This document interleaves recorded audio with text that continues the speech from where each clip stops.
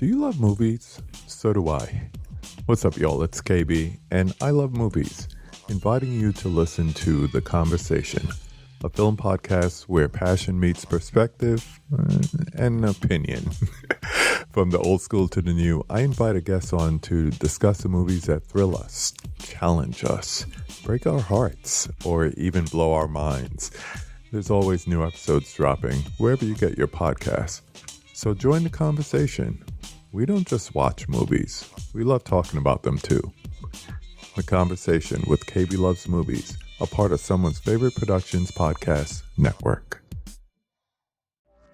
Hey, this is Jason Kleberg from the Force 5 podcast, a show that forces a guest to come up with a movie-themed top 5 list topic, and then we reveal our picks on air. Top 5 heist films, top 5 tearjerkers, top 5 movie dogs. Every show you'll be asking yourself, what would be on my list? Guests include directors, screenwriters, actors, podcasters, musicians, authors, and even a professional wrestler.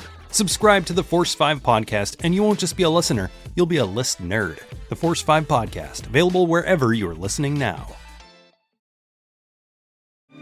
Some people never go crazy. What truly horrible lives they must live.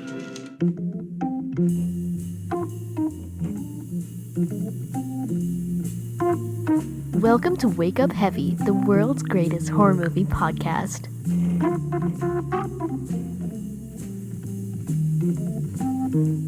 On this episode, my weird dad and his friends will be talking about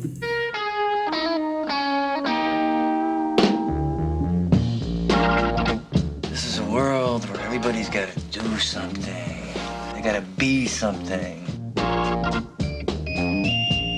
Sometimes I just get tired of thinking of all the things that I don't want to do, all the things that I don't want to be. How come nobody sits next to her? She's crazy. Crazy? Oh. You're the damnedest barfly I've ever seen.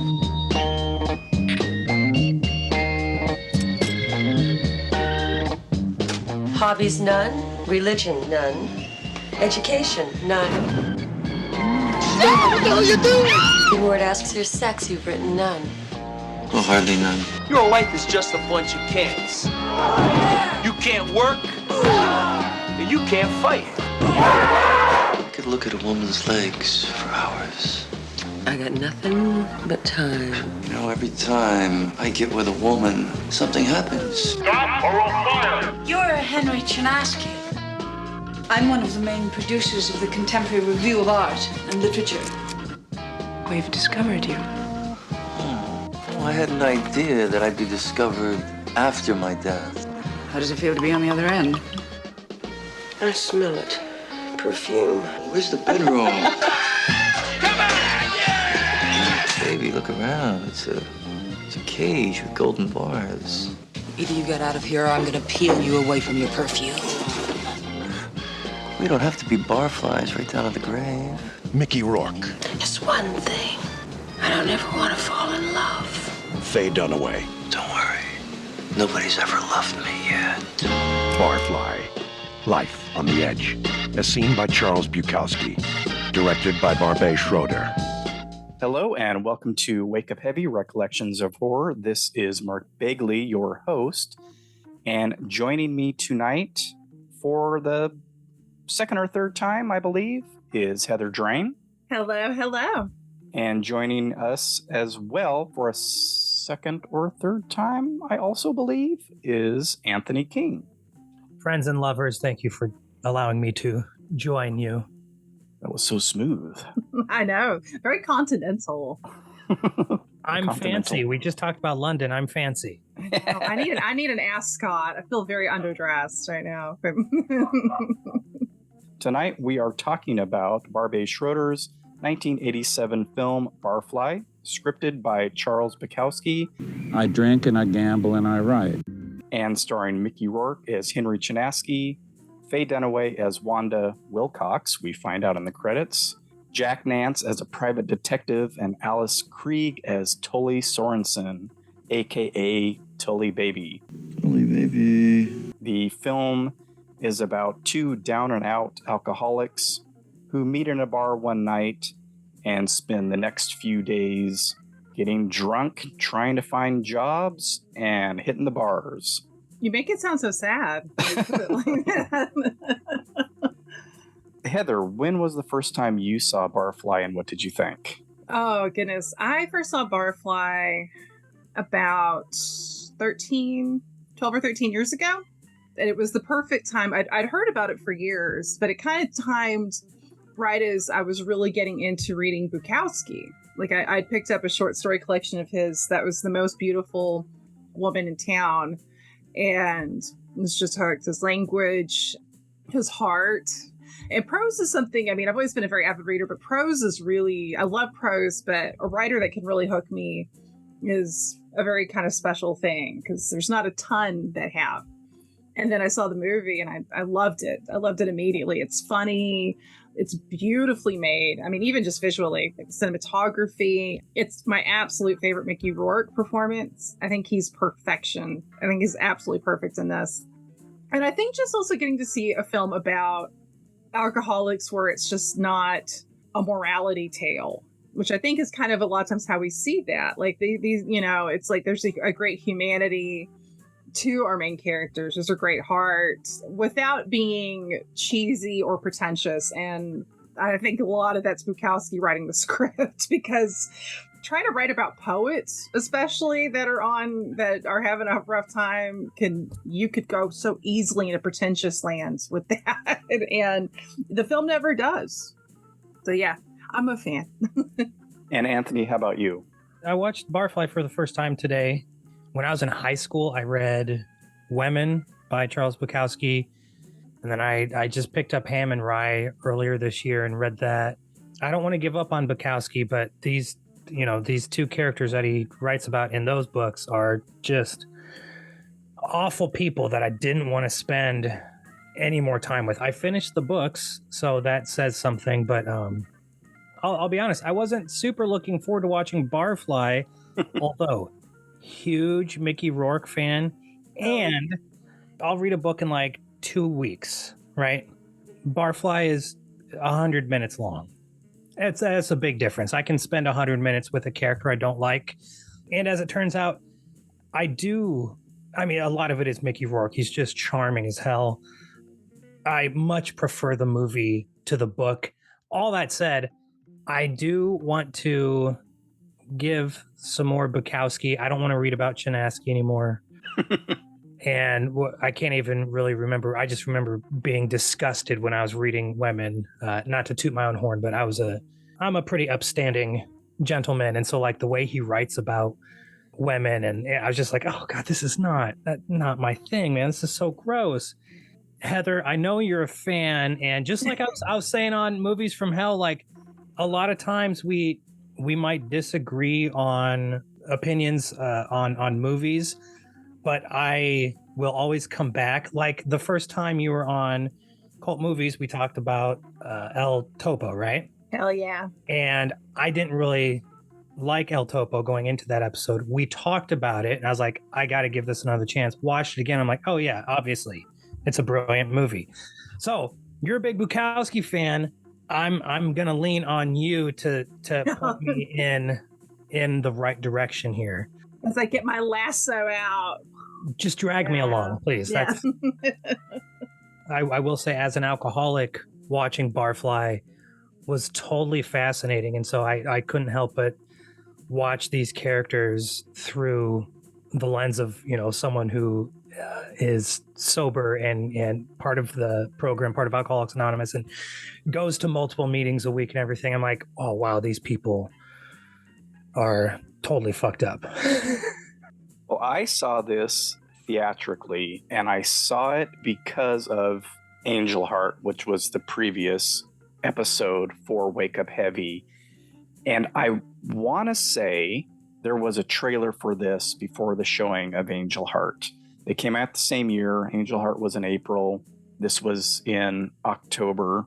I know that the film was ready for Cannes that year, which is in May. So I think it's believable to say that a trailer was ready when Angel Heart came out, and then it naturally would have been played before another Mickey Rourke film.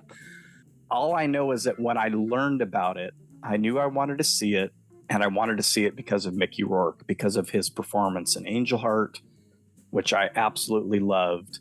Knew really nothing about Bukowski at that point. It's a name that I had heard batted around in different occasions, different instances, not really sure what. The only thing I explicitly remember is they mention him in a Big Audio Dynamite song on their second album, which I have. The song is called Hollywood Boulevard. They talk about all these people in Hollywood. There's a line about Charles Bukowski in that.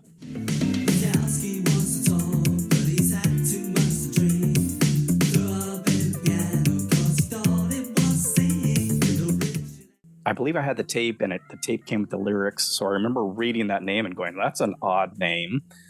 The only other thing that I remember seeing is on Entertainment Tonight, they actually went to the premiere, so that was probably, I don't know, sometime pre-October of that year.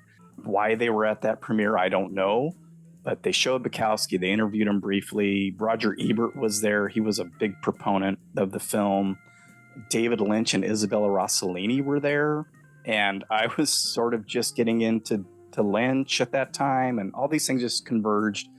Went and saw it, and it's not hyperbole to say that this movie changed my life, because it led to so many things that I would discover, things that I would do, other authors, publishing, writing, all this stuff came about because of this movie. Because once I saw the movie, fell in love with it, the very next Monday, I was a freshman in college. Saw Angel Heart when I was still a senior in high school. This came out, I had already started Fresno State, went to their library, went to the index cards, found out where Bukowski was in the shelves, went up there, picked up Post Office, read the first line, and was instantly hooked. And so I used the library for a lot of my initial reading, and I stuck with the prose because I was like, oh, poetry, poo. I'm not fancy, I'm not pretentious, I'm going to read the novels and the short stories. And then, of course, after that, there's only so many of those. It's like, oh, I guess I'll start reading the poetry. And that really hit as well. If we had recorded this 2 days ago, we would have hit the 35th anniversary of the release of Barfly. Oh, man. But of course, Anthony doesn't record on the weekend, so we weren't able to hit that milestone. Oh, Mr. So we'll blame that on spending Anthony. time with his kids, being a good dad. Being a dad, whatever. Not very Bukowski-ish of you. I'm the anti-Chinaski. Oh, that's a good thing, but yeah. Yeah, right.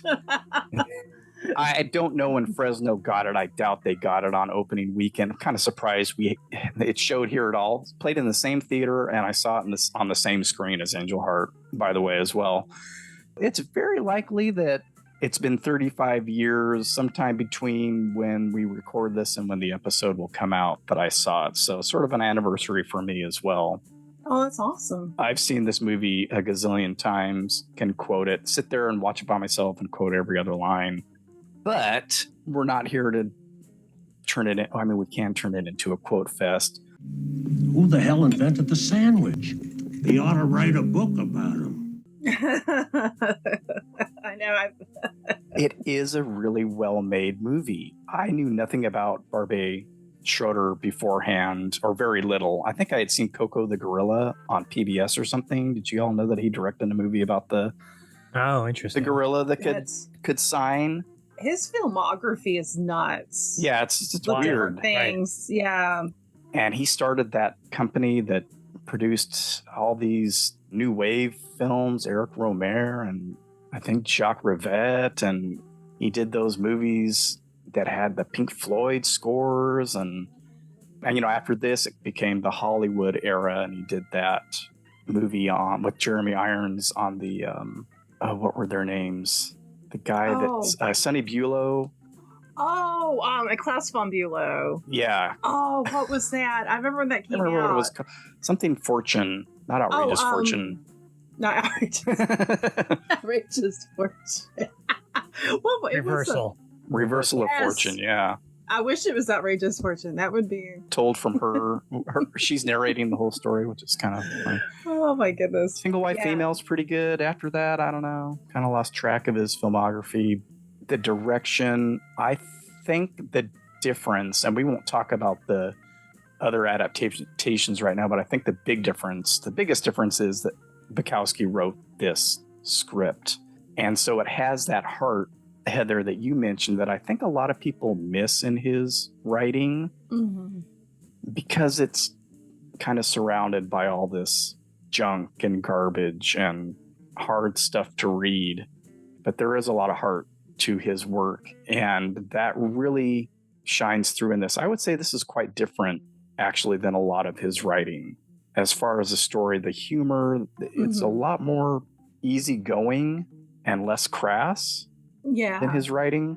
Yeah, I mean, I think part of the reason why we haven't seen a lot of adaptations is that a lot of his stuff, especially if you were to be trying true to the source material, I mean, trying to get funding for it. And I mean, I think it's a negative thing, but I mean, especially if you're trying to do anything big budget, we live in an era where everything is about test screenings and CGI, franchises. Everything's got to be, and you know, having this raw world that Bukowski paints. His stuff is like a wounded animal.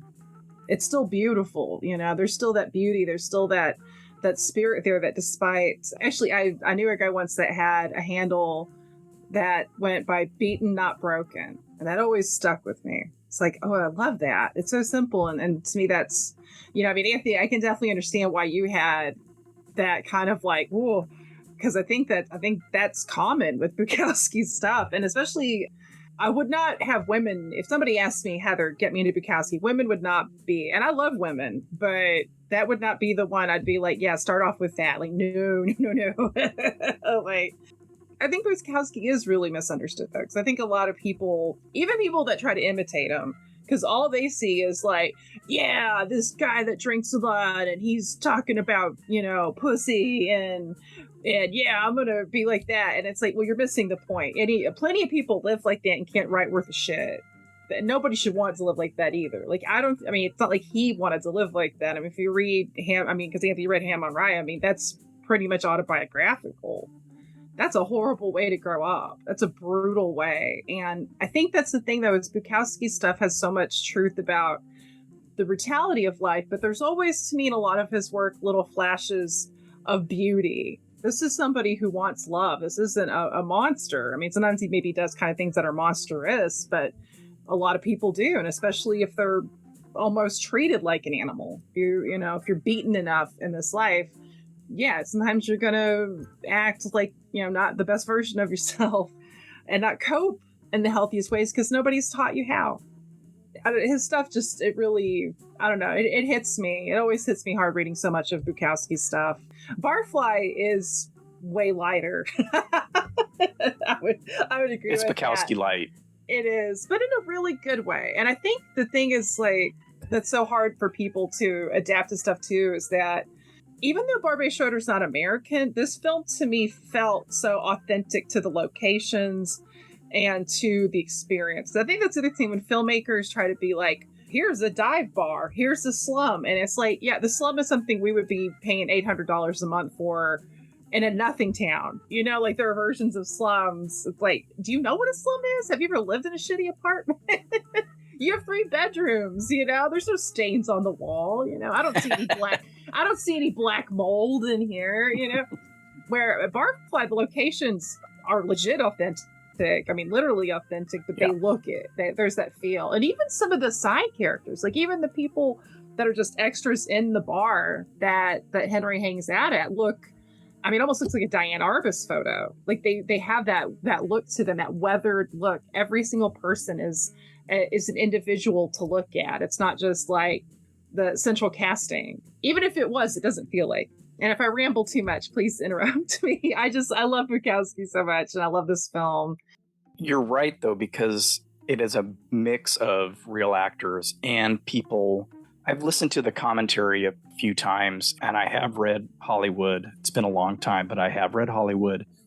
If I'm not mistaken, Schroeder spent a good amount of time from 81 when the script was written, when he commissioned the script, to 86 when they filmed. I might have even commissioned it before then. I think he initially called Bukowski in like 78 or 79. Told him, I want you to write on my old DVD, there's a little making of featurette that's, I don't know, maybe 20 minutes long. He called Bukowski. Bukowski hung up on him immediately, called him back and said, well, don't hang up. I want you to write a screenplay. I said, hey, fuck you, man. I started to hang it up, and I heard him say, $20,000. And I said, when can you come over? That's how the Bukowski tapes came about. He was there. I don't know that he was in LA for the whole 7-year process, but he was there a lot and took that time to do the filming of those Bukowski tapes. That's sort of part of the way that they got this done, and spent a lot of time scouting those locations, found locations that apparently Bukowski lived in, or Jane, who is the Wanda character, lived in. I'm not real sure how factual that is, but if they weren't the actual locations, they were very near places where he really lived. The bars were very near where he drank. They were all real locations. That Golden Horn bar that we see so much of where main action takes place just ended up being the perfect setup. That long bar with a little swirl at the end, which a lot of the action takes place in. The alley behind it was the alley attached to that bar. So it's not even like they're hopping locations to create the world. A lot of it was just there. I guess Wanda's apartment, the outside is not where they filmed the interior, but again, they match it so well that the inside is so perfect because it has that bail bonds building across the way that has that Pegasus that plays a part in the movie so beautifully. And so I think it was his due diligence that makes it feel so authentically LA, so authentically American, and frankly, so authentically Bukowski. That is one of the big differences between it and the other adaptations, is that feel. And none of the other adaptations have that at all.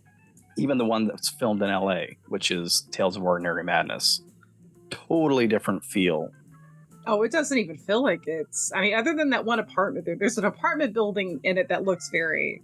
that era of LA, but other than that, I mean, it could have been made in Denmark half the time. Like, it doesn't have that feel to it, in my opinion, either.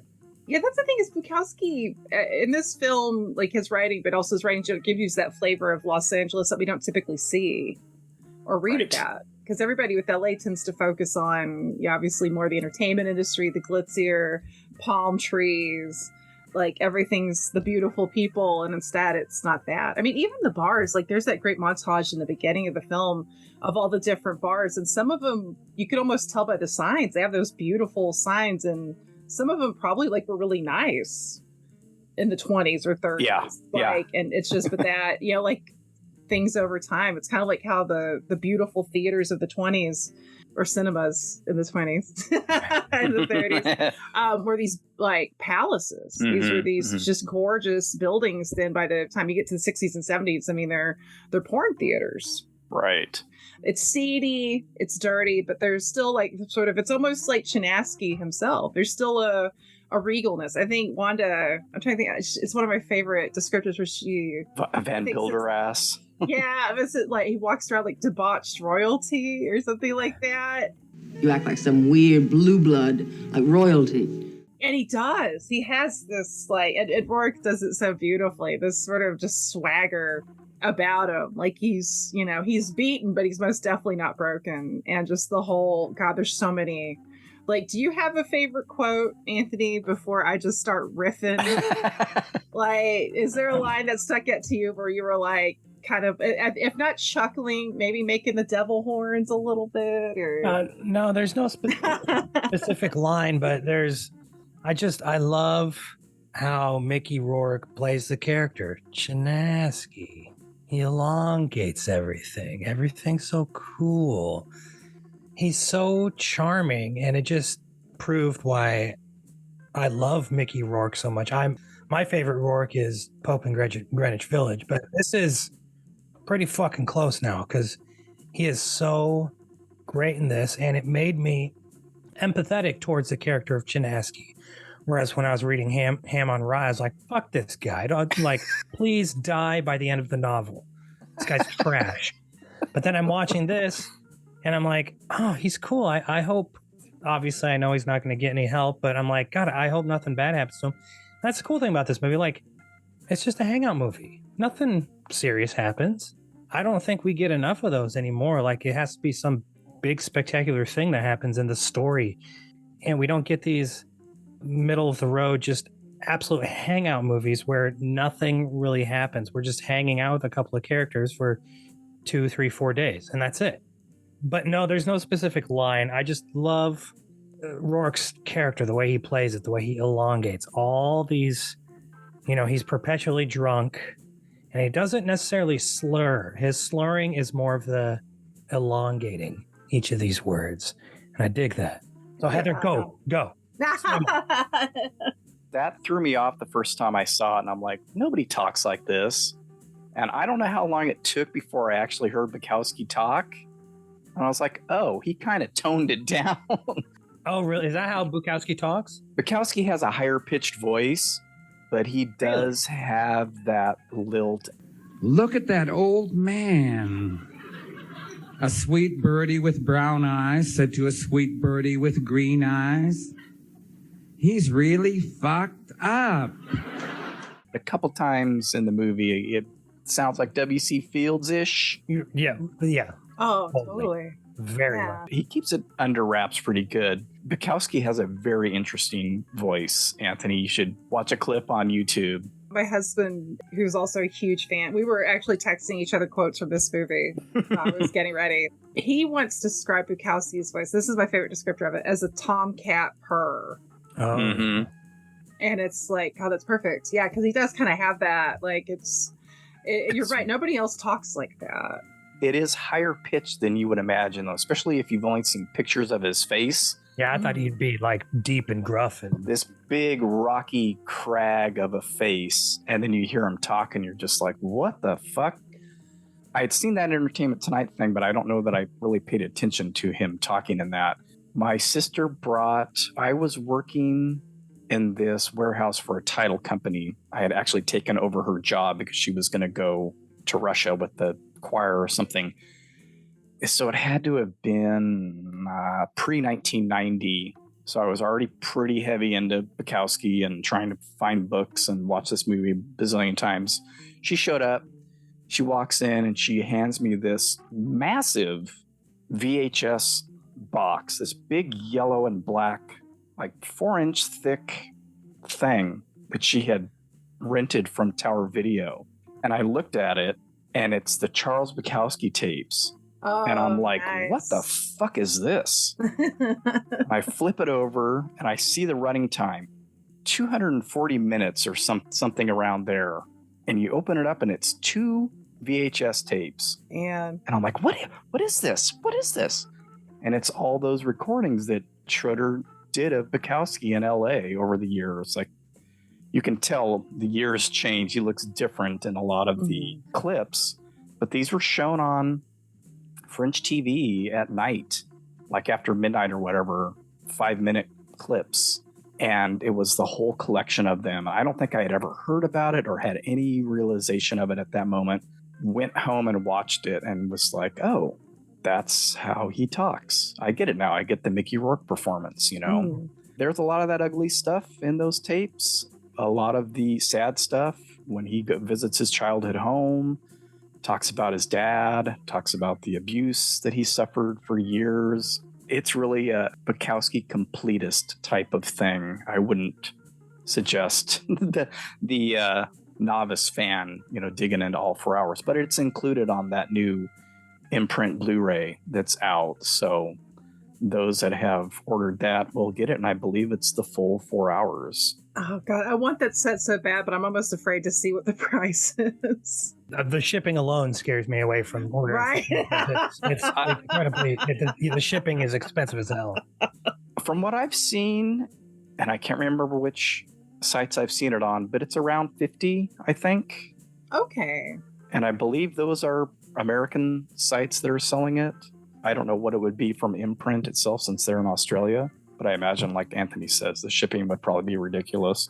I have to admit, I'm probably not going to get this edition because I don't need the Bukowski tapes. My friend recently gave me his DVD of them, and it's not something that I think I need like in 4K or anything. No, geez, no.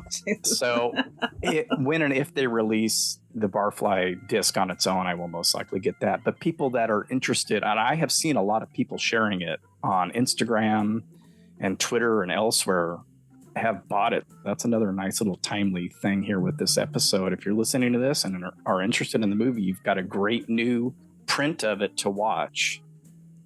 This thing upon me, like a flower in a feast. This thing upon me, crawling like a snake. It's not death, but dying will solve its power. And as my hands drop a last desperate pen in some cheap room, they will find me there. I never know my name, my meaning, nor the treasure of my escape.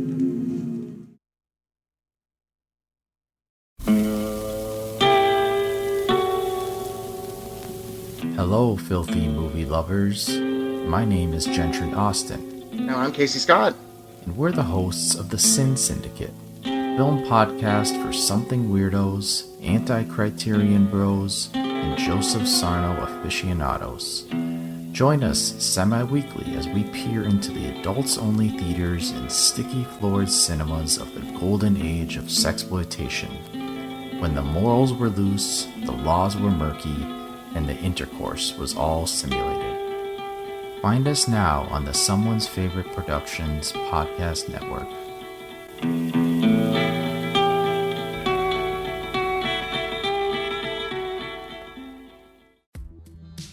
Hello, this is Chris Haskell from They Live by Film. For those that don't know us, Adam, Zach, and I, we built a podcast over the last 2 years that's a combination of film discussion from 3 very different perspectives, as well as industry interviews with the leaders in boutique Blu-ray and 4K community. We started with Dev Crocodile, but over time we've been lucky enough to speak with Arrow Video, Severin, Mondo Macabro, Vinegar Syndrome, Radiance, Indicator, most of the OCN partner labels. It's been a blast.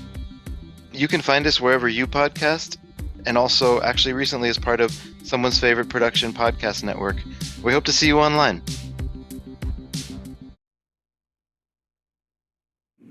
One more beer. I'll take you all of you. I'm kind of curious, Anthony, since you actually signed up for this episode, what was the impetus for doing so, since you weren't a big Bukowski fan initially and hadn't seen the movie? Because I'm not a big Bukowski fan, and I like Mickey Rourke. I knew the very general premise of the story, and I was like, you know what? I'm sober. I want to talk about this movie. Mm-hmm. I like to watch and talk about movies because my experience with Bukowski has not been positive. I want to talk about that so I can hopefully grow to learn Bukowski. And luckily, I really, really enjoyed the movie. I will say probably the first half of the movie, I was like, oh, this is definitely going to be in my top 10 discoveries of the year. And then about the 85, 86 minute mark, I was like, this motherfucker is grating Chinaski himself. As much as I loved Mickey Rourke's performance, I was like, I don't want to hang out with this guy anymore. So about 80 to 86 minutes is my limit with him. And so that it dropped down a little bit because I felt like it was a little over long because it is a hangout movie. I was like, does it need to be 100 minutes long? I don't know. At what point, though, did that happen? What was playing out? I'm curious if it's where I lose interest. It was, I think, around the time he gets... Oh, God damn it. It's before because he fights Stallone at the very end, right? He goes out to fight him at the very end. Yeah, the bookend fights. When Faye came back in the middle of the night, it was after she had beat the shit out of him and he had cleaned himself up, but then she comes back like a day later. Timing isn't, I also love how timing is so ambiguous. And it's only a couple days, maybe 3 days we're hanging out with these people, but you don't really know because, I mean, it's just like the life of a drunk. Like, time does not exist. You're in a blackout most of the time and you don't really know what's happening. Where are you? Who is around you? And then he wakes up from and he's cleaned up, and then she has come back in to the apartment, and it's either late at night or early in the morning. But at that point I was like, and roll credits, okay, I guess we're gonna keep going with this. So I think it's about that point. Okay, I thought it was going to be with the Tully Sorensen part. See, that would be mine. That's the only negative thing I really have about this movie. I feel like and I love Alice Krige. Like, I kind of hate. And she's absolutely gorgeous in this movie. Yes, she's peak Krieg years. But I mean, she's hot as a Borg. I can't remember which Star Trek movie that was, but she was like the Borg, and she was like rocking it then. It's like, wow, go girl. But her section, I feel like drags a little bit, but it's far from a deal breaker. Like, it's not. Agreed. I feel like I might be the ultimate degenerate, to quote the great Michael Finley movie, because I'm just like, I love Chinaski so much in this movie. I was like, more, give me the Avengers length with this man, like just especially the fight with Stallone. I mean, we didn't even mention Frank Stallone. How could we not talk about Eddie? Probably his best performance. Oh, fucking A. I mean, what else? I mean, he's in other things, but I mean, come on. Like, but he's great here. Like, he's perfect. Alpha male, D-bag, jocular, what was it? Macho male. Like, obviousness. He symbolizes everything that disgusts me. Obviousness. Unoriginal, macho energy. Ladies' man. Explain this staff to me at the Golden Horn. So Frank Stallone is one of the bartenders. Ben. Yeah, Ben or Jim. Jim's the owner, I believe. Jim is the owner. Okay. Ben is the night. And then there's Eddie and Ben. Yeah. Kind of night manager dude. Joe Unger. Yeah. Right. Joe Unger from Nightmare on Elm Street. I was like, who the fuck? Because I saw for the second fight with Stallone, Ben was like, he's taking off his coat and jumping over the bar. I was like, who the fuck is this guy? And the movie opens with J.C. Quinn behind the bar.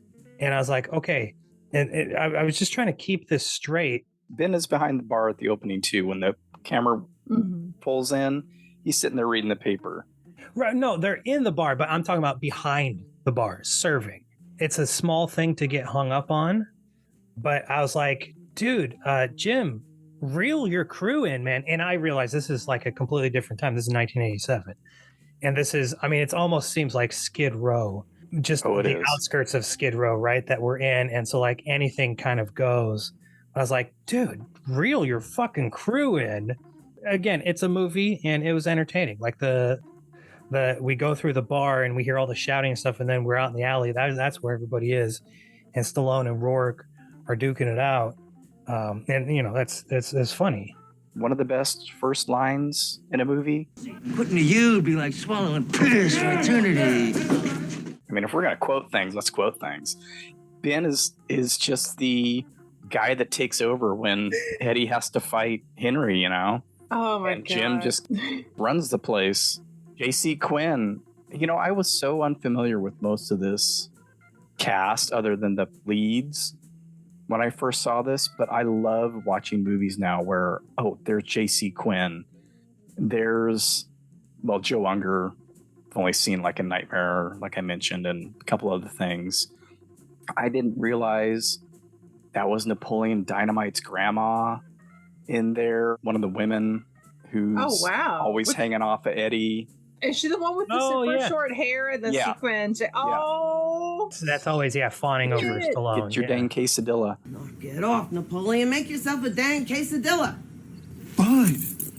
Oh my god, I love it when the way she gives the finger, when she's flipping off. Like I've never seen anybody so put everything they have in their soul and body into a middle finger gesture. It's great.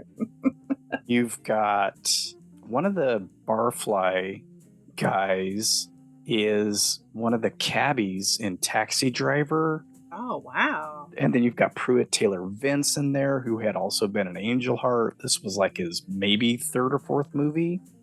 Love seeing him and stuff. The gal that plays Lily, the cantankerous woman at the end of the bar, Henry's antagonist through most of the film. Oh, she's great. She's been in tons of stuff, but you don't recognize her because she's so dressed down in this.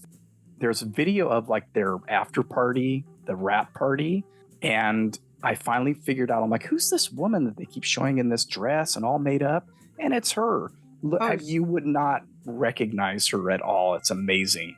Oh, God. No, I mean, she looks like somebody that got rescued from the Dust Bowl.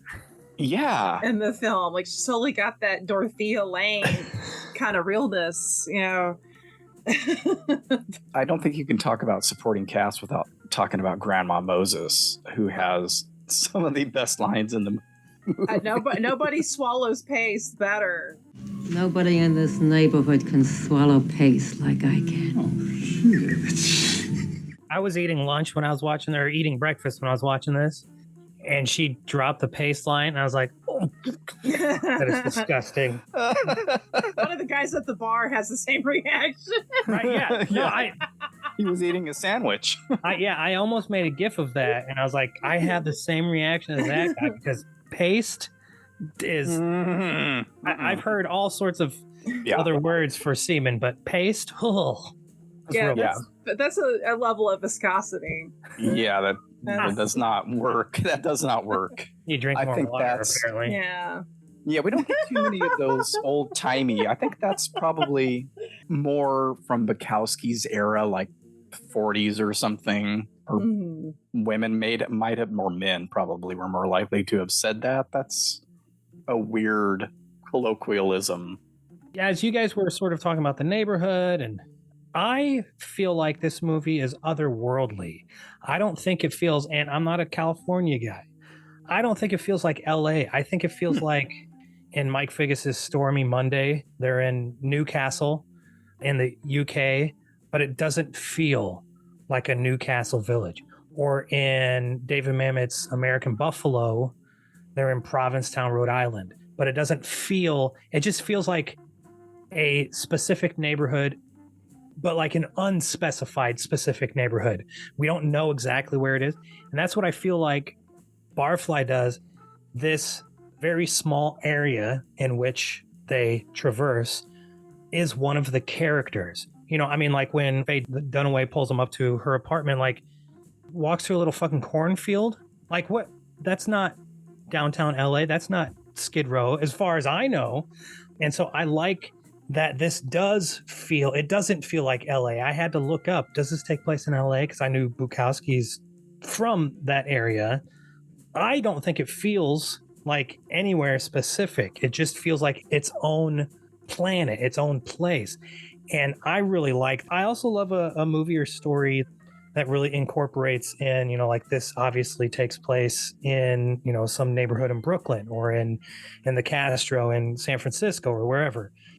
But I also love these sort of weird, one-of-a-kind, most of the time they're hangout movies. Nothing like huge or dramatic, super dramatic happens in these movies. And the area, this very specific or very small neighborhood, is one of the characters. Where is it? Fuck if I know, but it's one of the characters. That's what I really loved about Barfly, is that we're in these two bars. We're in Chinaski's disgusting ass apartment. We're in Faye Dunaway's fine looking apartment, still kind of gross. And then these two bars, and then outside, this, you know, just the crosswalks, the sidewalks. That's about it. It's almost a bottle movie, but has its own little chambers, but it's still encased in this one bottle. if that makes any sense. Yeah, I think it's a very specific area that not a lot of people outside of LA would be all that familiar with. I've kind of driven through some of that part of LA on a number of occasions, but you don't normally see it in films. Right. And I'm sure it looks a hell of a lot different these days, if any of those places even. I know the Golden Horn does. I don't think that's the actual name of the bar, but I believe it's still in existence, or was until recently. As far as like the apartments and stuff, I doubt Henry's place is still there. But apparently, again, his room that he lives in was actually in the building above that bar where they filmed. He comes down that one time, has that little encounter with the landlady, and I've got a job killing the cockroaches in that place of yours.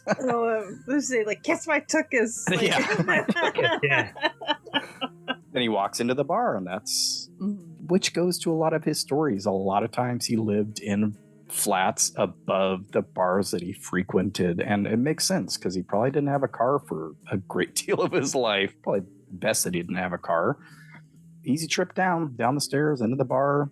That was his work day. Go back up at the end of the night. There was something you said earlier, Anthony, that I really loved. And it's such a great point. I don't think enough people really make about film. Is just how nice it is to see something that's just like a slice of life. Because you're right. We don't really, I feel like, I mean, not like I'm watching a ton of new movies, but I watch the ones that interest me, but I'm like, I don't know. It's like, I'm picky. but no, it is nice to see that. And, especially because these films, this film in particular, all the characters to me are really fascinating. And I love, like, it's so fascinating with Rourke. And I know, Mark, you've seen this because I think it's in that same, is it in that making of? Because I remember seeing an interview with Bukowski where he was kind of crabbing because he initially didn't want Mickey Rourke as Chinaski. And he was like, I can't do the Bukowski voice. But he's like, yeah, who goes in there and somebody's go, to all my friends. No, you go, to all my friends, like that or something like that. And it always makes me laugh. I think by the end he had warmed over. Like, he liked Mickey and they got along fine. The whole thing is he originally wanted like Sean Penn, which I think would have been wrong completely. And Sean Penn has done some great acting. I'm not a hater, but he would have been too young at that point because this is like 87. Yeah, I think they might be roughly 80s. Yeah, that's all laid out in Hollywood. Yeah, that's... and everybody's given these real cheesy pseudonyms, which is kind of funny to parse out who everybody is. Yeah, they remained friends. I think he really liked Sean Penn as a person, but Sean Penn wanted Dennis Hopper to direct, and Dennis Hopper had gone clean and sober, and he was like, he can't do this story justice. And so he was against Hopper directing. Otherwise it probably would have been Sean Penn as Chinaski in this. I don't know, Dennis Hopper, it was so funny. So I watched this morning. I go to a Monday night meeting, and last night it ended up being one of those meetings where people just shared, we call them war stories, just how'd you start drinking, like tell some of the crazy shit that happened. I feel like that's sort of like Barfly is one of the war stories. He's on this like 3-day bender. It's a war story. Hopper was, although probably a little boggled in the head still at this point, full of those war stories and sober enough to be able to do this justice. I'm not saying Schroeder didn't do this movie justice because I think he directs the hell out of it. But Dennis Hopper, as a director of Barfly, I would kill to see that. That sounds fascinating. But not with Sean Penn. I think it would, it would be a very different, because Schroeder was a fanboy. So I think that's another one of the pieces that's necessary. Dennis Hopper probably hadn't read a word of Bukowski and would have taken it in very different directions. Yeah. And Dennis Hopper has directed some great movies. Yeah. Sean Penn has had some brilliant performances. This was the right combination. No, yeah, I agree. I think that it's the right combination. I'm just saying, I think Hopper's would be really interesting because it'd be a lot weirder. It'd be a hell of a lot darker. I like dark and weird. That's true. So do I. And this is dark. You could watch this and like pity Chinaski the whole time because I mean, he's a pitiful character, really. But Mickey Rourke is so charming, and you're like, God, I love hanging out with this guy. The dynamic with Faye Dunaway is another interesting layer to the whole story. But I'm saying Hopper directing this interests me a lot because it would be a hell of a lot weirder, a hell of a lot darker. And so that's all I'm saying. Yeah, I agree completely. It would be a completely different film. I would not want to see, and I love Dennis Hopper. We legit have a picture of him on our fridge. Like he's our child. No, but he is one of our patron saints. In an alternate universe, him directing something like Ham on Rye, because he could do dark. Barfly is a different universe in a weird way. I mean, it's not, but the tonality is different. Sean Penn, and he's a hell of an actor, but he's the child of Hollywood people. And I feel like to play a Chinaski, like Mickey Rourke was an ex-boxer. Mickey Rourke is this working class guy. And even though this is when he was considered still a pretty boy, he isn't pretty here. Like he feels authentic to me. Like he has that working class gravitas to it. Penn is an actor, and everything he does is acting. Rourke inhabits this. It doesn't feel like I'm an actor. It just feels like he is Henry Chinaski in a way to me. Does that make sense? No, that's why I love Pope of Greenwich Village, because like him and I think Eric Roberts is sort of the same way, especially when he was younger, right? Mm-hmm. Like they were these characters. And so you look like Diner, even Year of the Dragon, all these roles that, I mean, even today I watched a new fucking Mickey Rourke horror film called War Hunt. The guy, you're exactly right, Heather, inhabits whatever the character is, the Sin City movies. Mm. God, he is so fucking invested in these characters and becomes these people. It's fascinating to watch, and he's such a great actor. Oh, I love him. I mean, even one of my favorite commercials ever, and this was a European, ironically a beer commercial, but for non-alcoholic beer. But Mickey Rourke is fooled into drinking the non-alcoholic beer, but he gives the best toast in the world. And he says to small dogs and goddamn revolution. And I clapped. I was like, this is my man. I fucking love him. I will get in a fist fight for Mickey Rourke. I follow him on Instagram, and he's also a delight. Like he seems like a really good human being. Yeah. And he loves small dogs. This man is so secure. He's gotten aggro with people if he feels like they're even mocking his dead dogs. And I relate to that because I don't know if you can hear my dog, who I've had to shut out because he has some very strong opinions about cinema. And this is why I love getting to talk with friends with great taste and you guys, because you guys are awesome. And I love the fact, Anthony, that you have a different view of this, because I feel like Mark and I were pretty much as soon as he brought up Barfly to me a few months ago, I was happy dancing. I was like, fuck yes. No, it's interesting because I never find Chinaski, I would never use the word pitiful for him. And I don't know if part of this is because I feel like he still has, he's retained a dignity despite just being, especially this is reflected more in the books, but being shit on. I feel like our society so always looks down on people that are lower class, that are addicts, that aren't the status quo, that aren't a part of acceptable society. And that's fucked up because it's you're denying people their humanity. Bukowski is Chinaski. And it's one of those times where people nobody try and cancel me for defending Bukowski. Because I feel like half the time the artists I love, people are they're terrible. And I'm life is terrible. But it's also beautiful too. I love that. I feel like he had one of the best lines ever, where it says, nobody, and I'm probably going to fuck it up now, but nobody suffers quite like the poor. Hey, baby, nobody suffers like the poor. And that has always hit me so hard. It's the truth. Barfly is kind of a nice way of giving you that sort of human, obviously it's more of a comedy in a way. And I wouldn't really call any of Bukowski's stuff funny. I love it. I love it with all of my heart and soul. I know it's from a dirty old man. I can take or leave, but yeah. As far as a lot of short stories and books, brilliant. I just would never say pitiful. I don't know. It's like, this is a character I love. I'm not saying, yeah, I worry about him too. Like, if I knew this guy in real life, I'd be like, God, you know, you're amazing and you're brilliant and I love you. And I hope shit gets healthier, certainly.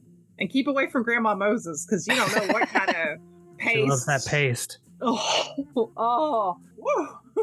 There's a warmth in this that isn't present in a lot of the writing.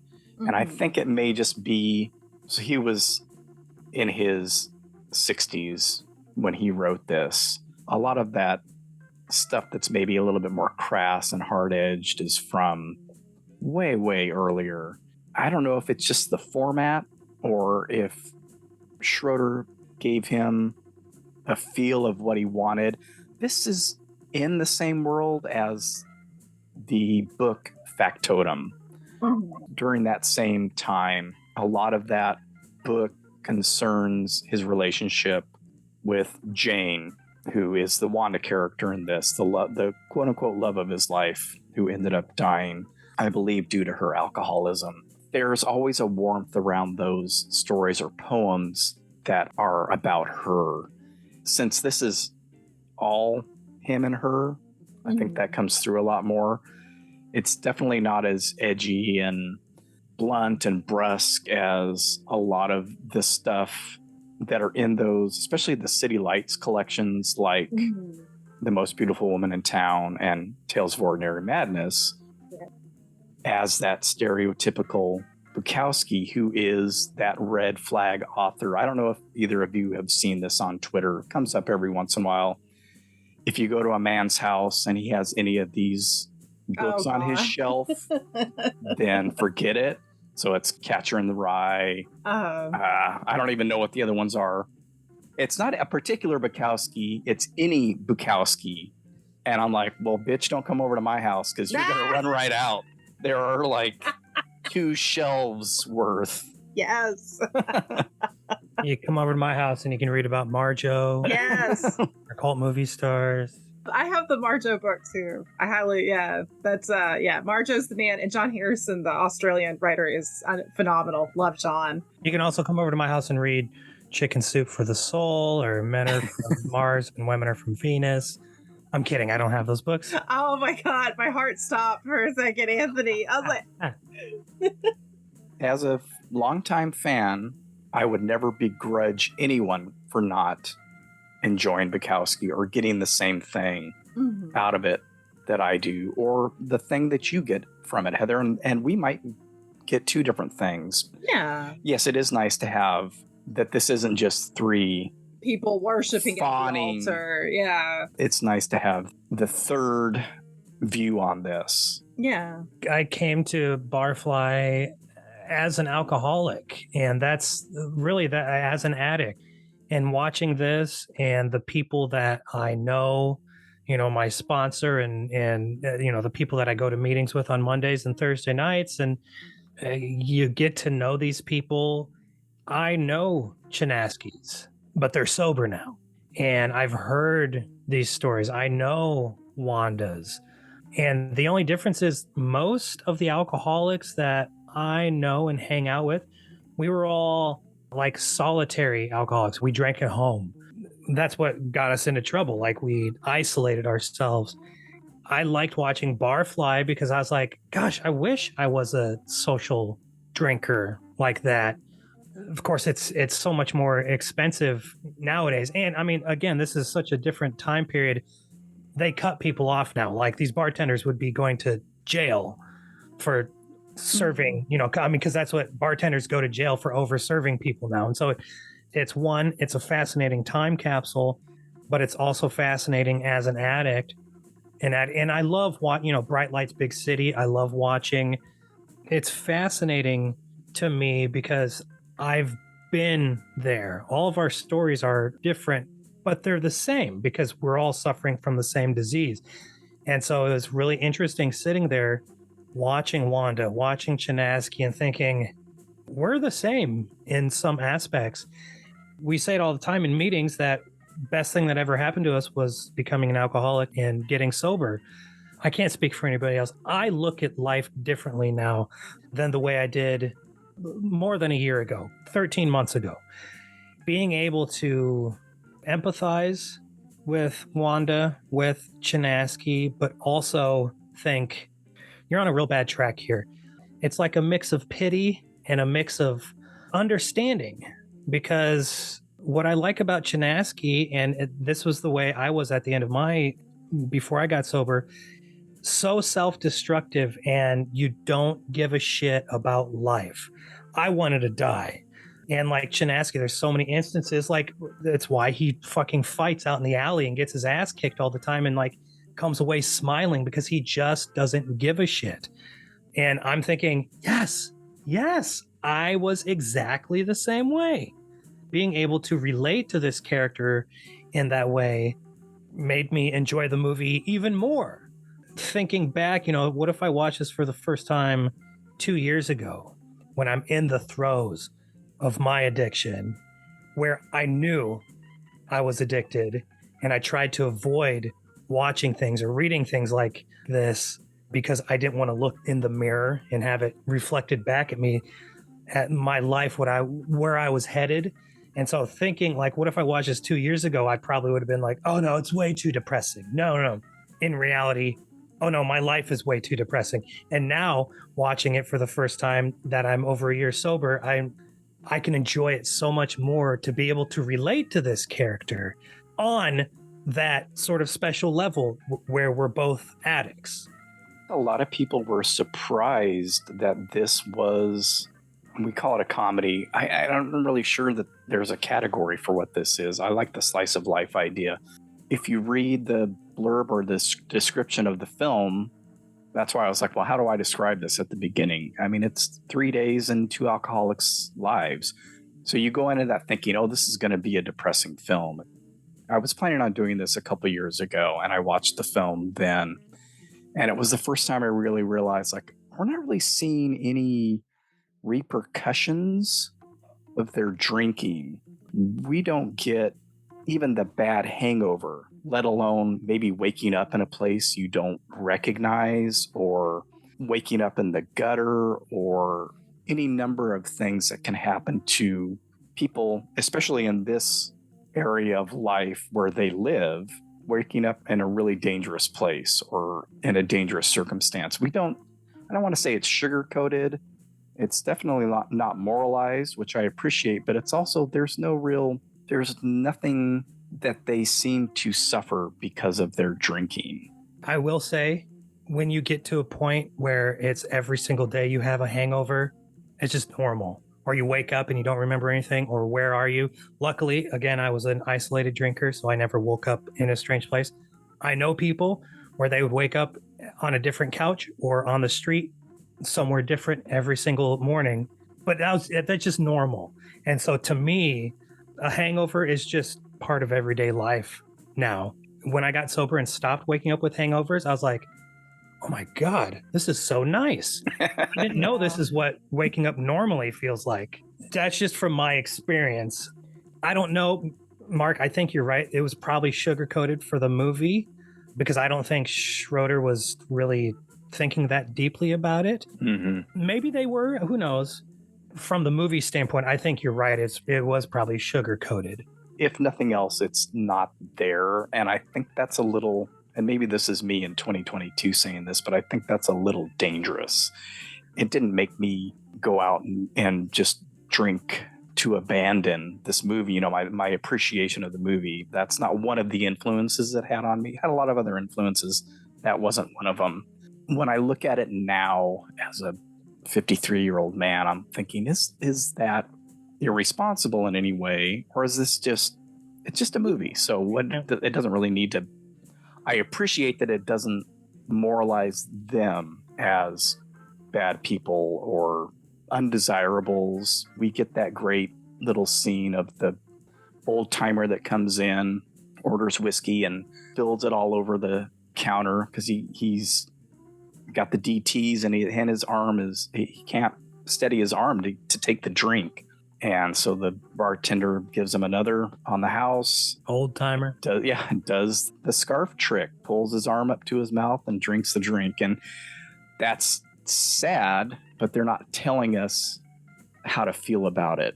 This is what could happen. This is the path that Henry's on. It's documenting. I think it's a little more glamorized than a documentary, but it's a slice of life.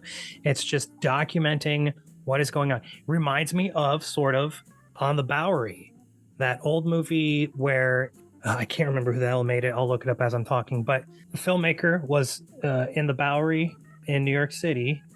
It's by Lionel Rogerson, and it's a mix of, so this is just reading from Letterboxd, a mix of documentary and scripted footage on the Bowery, New York City Skid Row, against a backdrop of men and women drinking in bars, talking and arguing, sleeping on sidewalks. We have the story of Ray. And so Ray is this main character, and it's all non-actors. It doesn't condemn these people for drinking, spending their lives in the bar, waking up every day with a hangover. It's just documenting them. And I feel like that's what Bukowski and Schroeder did on Barfly. It's just documenting 3 days in this dude's life. I think there's something to be said about just giving an observation, kind of like, I mean, speaking to the documenting. I mean, it's the thing is like when Lou Reed wrote Heroin, that was a very controversial song. And part of that, the real controversy of it wasn't because it was about heroin. It's because there is no judgment. He's not saying it's a bad thing. He's not saying it's a great thing. It's not an endorsement. It just is. This is just something, this is a story about what this person's going through.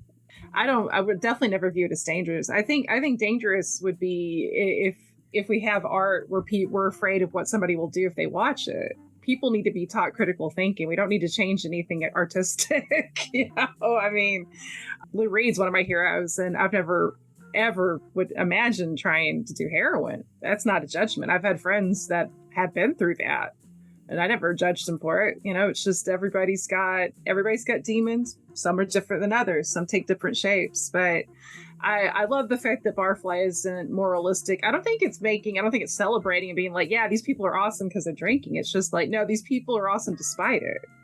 Bukowski is a great, artist forever, right? I know he's no longer with this in physical form, but he's a brilliant writer, but not because of drinking. And not because of, any of when he was a womanizer or anything like that. It's just part of the problem, but it's not ever the solution. I think also the time of his life too, and I think you were kind of speaking to this earlier, Mark.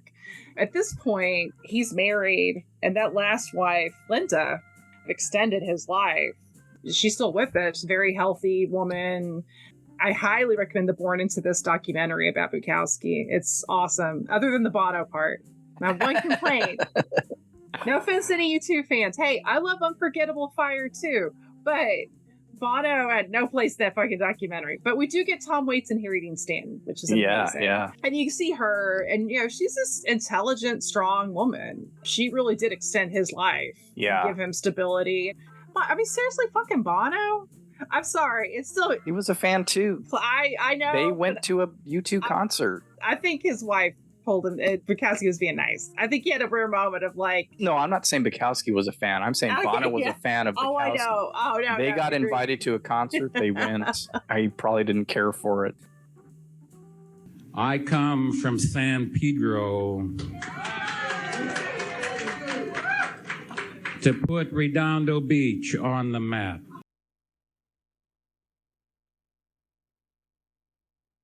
I don't think I can be destroyed, basically. I don't think they can destroy me. I'm too strong. They came too late with too little. We got to remember this guy was born in 1920, grew up during the Depression, was abused horrifically during his entire childhood, suffered from a severe case of acne vulgaris. That face, look at that face. It's not an excuse for anything he did later in life. I think it explains a lot of what he did. Yeah. In particular, the drinking, in particular, his treatment of women, which is not good. I don't know if they include this. I can't remember if they include the scene where he kicks Linda in the Born Into This, because that was on the Bukowski tapes. Yeah. And I got to that segment and I was like, oh, fuck. That's not cool. Anytime I watched it after that, I was always tempted to skip it Mm-hmm. And I always made myself watch it because I'm like, warts and all. I mean, literally warts and all. Mm-hmm. Yeah, he did shit like that. People that have had as bad of childhoods as he didn't necessarily grow up and do those things. Some of them do, some of them don't. Some people with very pleasant childhoods grow up and do these horrible things. Yeah. Now, this is why he's a red flag author. Yeah. I do, and this is getting beyond the scope of the movie, but I do take umbrage with his defense of being called a misogynist. And he's like, oh, I'm an equal opportunity offender. And my character is usually the one that looks like an idiot. It's like writing your character to look like an idiot and writing all your women to be really two-dimensional harpy whores, to use his term, is different. I'm just putting this out there because it's like, I don't know, all that gobbledygook that we all say to reconcile liking things from bad people. Not even bad. I'm not going to call somebody a bad person. Difficult people, I guess. I mean, no, there are many moments in there where I look like a complete asshole, and I felt like one. It's always been very weird to me. And I actually had a conversation similar to this recently with a friend of mine, and me and her were just talking about kind of like the thing about reality is like many artists that you love, a lot of them are people that sometimes you're going to want them to watch like a plant, much less date or live with them or let them babysit or whatever. The thing is, like, a lot of people, because I've known people that even like I've seen people shame somebody for like, oh, I can't really like that. And I mean, that's bullshit, because it's like, well, they're not saying just because you like a film doesn't mean you're saying, oh, what Roman Polanski did to that model's great. Like, no, it's different. Like, the thing, horrible people, this is the amazing, complex thing about humanity. There are people that are horrible people that are capable of great beauty and even occasional kindness are great things. And sometimes there are people that are amazing humans that have done one thing that's kind of fucked up. It's humanity. It's the story. And I think also people kind of conflate, if you say, well, this person did this because of this, they're saying, oh, well, you're making excuses. No. Right. No. It's just, but the thing is, like, if we're ever going to grow as a species, much less a culture, like, we have to understand each other. We have to have that conversation. We have to have those conversations that are hard and that hurt sometimes, because it's like, yeah, it's like finding out like a relative you love was racist after they died, and you never knew it because they weren't so racist, they were open about it. But it's like, I mean, yeah, it hurts your heart. You're like, I can't believe this, but does it make you not love them? Well, no. Once you love somebody, there's always that part of you that really loves them, and you saw a side to them that was good.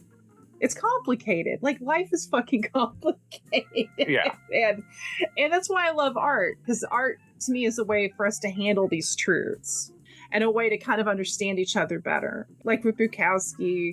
And the reason why that documentary is great, because Linda talks about it, and she, basically like, yeah, he humiliated me. That was not fucking cool. And she's like, I made sure it didn't happen again, because basically, and she even was so like charming about it, because she's like, the next time he'd try to pick a little fight, she would just be like, okay, have fun, dear, and like go off and just kind of giggle while she could hear him just raging to himself in the basement or whatever. And that's the thing I love about her. She's definitely not. That's why I recommend the documentary too, because you see more of her and you realize that this woman isn't a victim by any means. The kicker of that little bit was always at the end, title card comes up and it says Linda and Hank were married on whatever, August 8th, 1984. So it was like Jesus. Post, this incident that happened. Right. It's like that hated documentary about Gigi Allen where you see that great quote at the beginning. You're like, yeah, that's a really intelligent, beautiful quote. And then a beat later, the person that said the quote comes up and it's John Wayne Gacy. And you're like, oh my God. You're like throwing holy water on the TV, but I've recently been trying to have these conversations because I'm trying to reconcile, and I don't even know if reconcile is the right word, but that's the word I'm using, my love for, because I'm the type of person that can separate art from artists. Yeah. I've said it on the past, I don't know, 5 podcasts I've been on. Woody Allen is one of my all-time favorite filmmakers. And I tried to have this conversation with somebody recently, and they're like, fuck that. No, I'm never going to watch any of that. And I don't know why you shouldn't be doing that. And I was like, I want to have a conversation about this. And I think the only way to do that is to watch this art, read their work, watch these movies, look at their paintings, whatever. Mm-hmm. It's really hard. Again, as I get older and as I get more sober, I'm becoming more confident in the way I am, in what I believe. I'd like to think I'm a decent human being.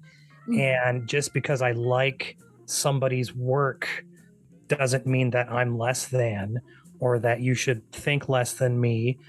My friend Brian Kuiper said it best. He said, because I had tweeted, I don't know, a couple months ago, and I think, Mark, you responded to this too. You struggle with this.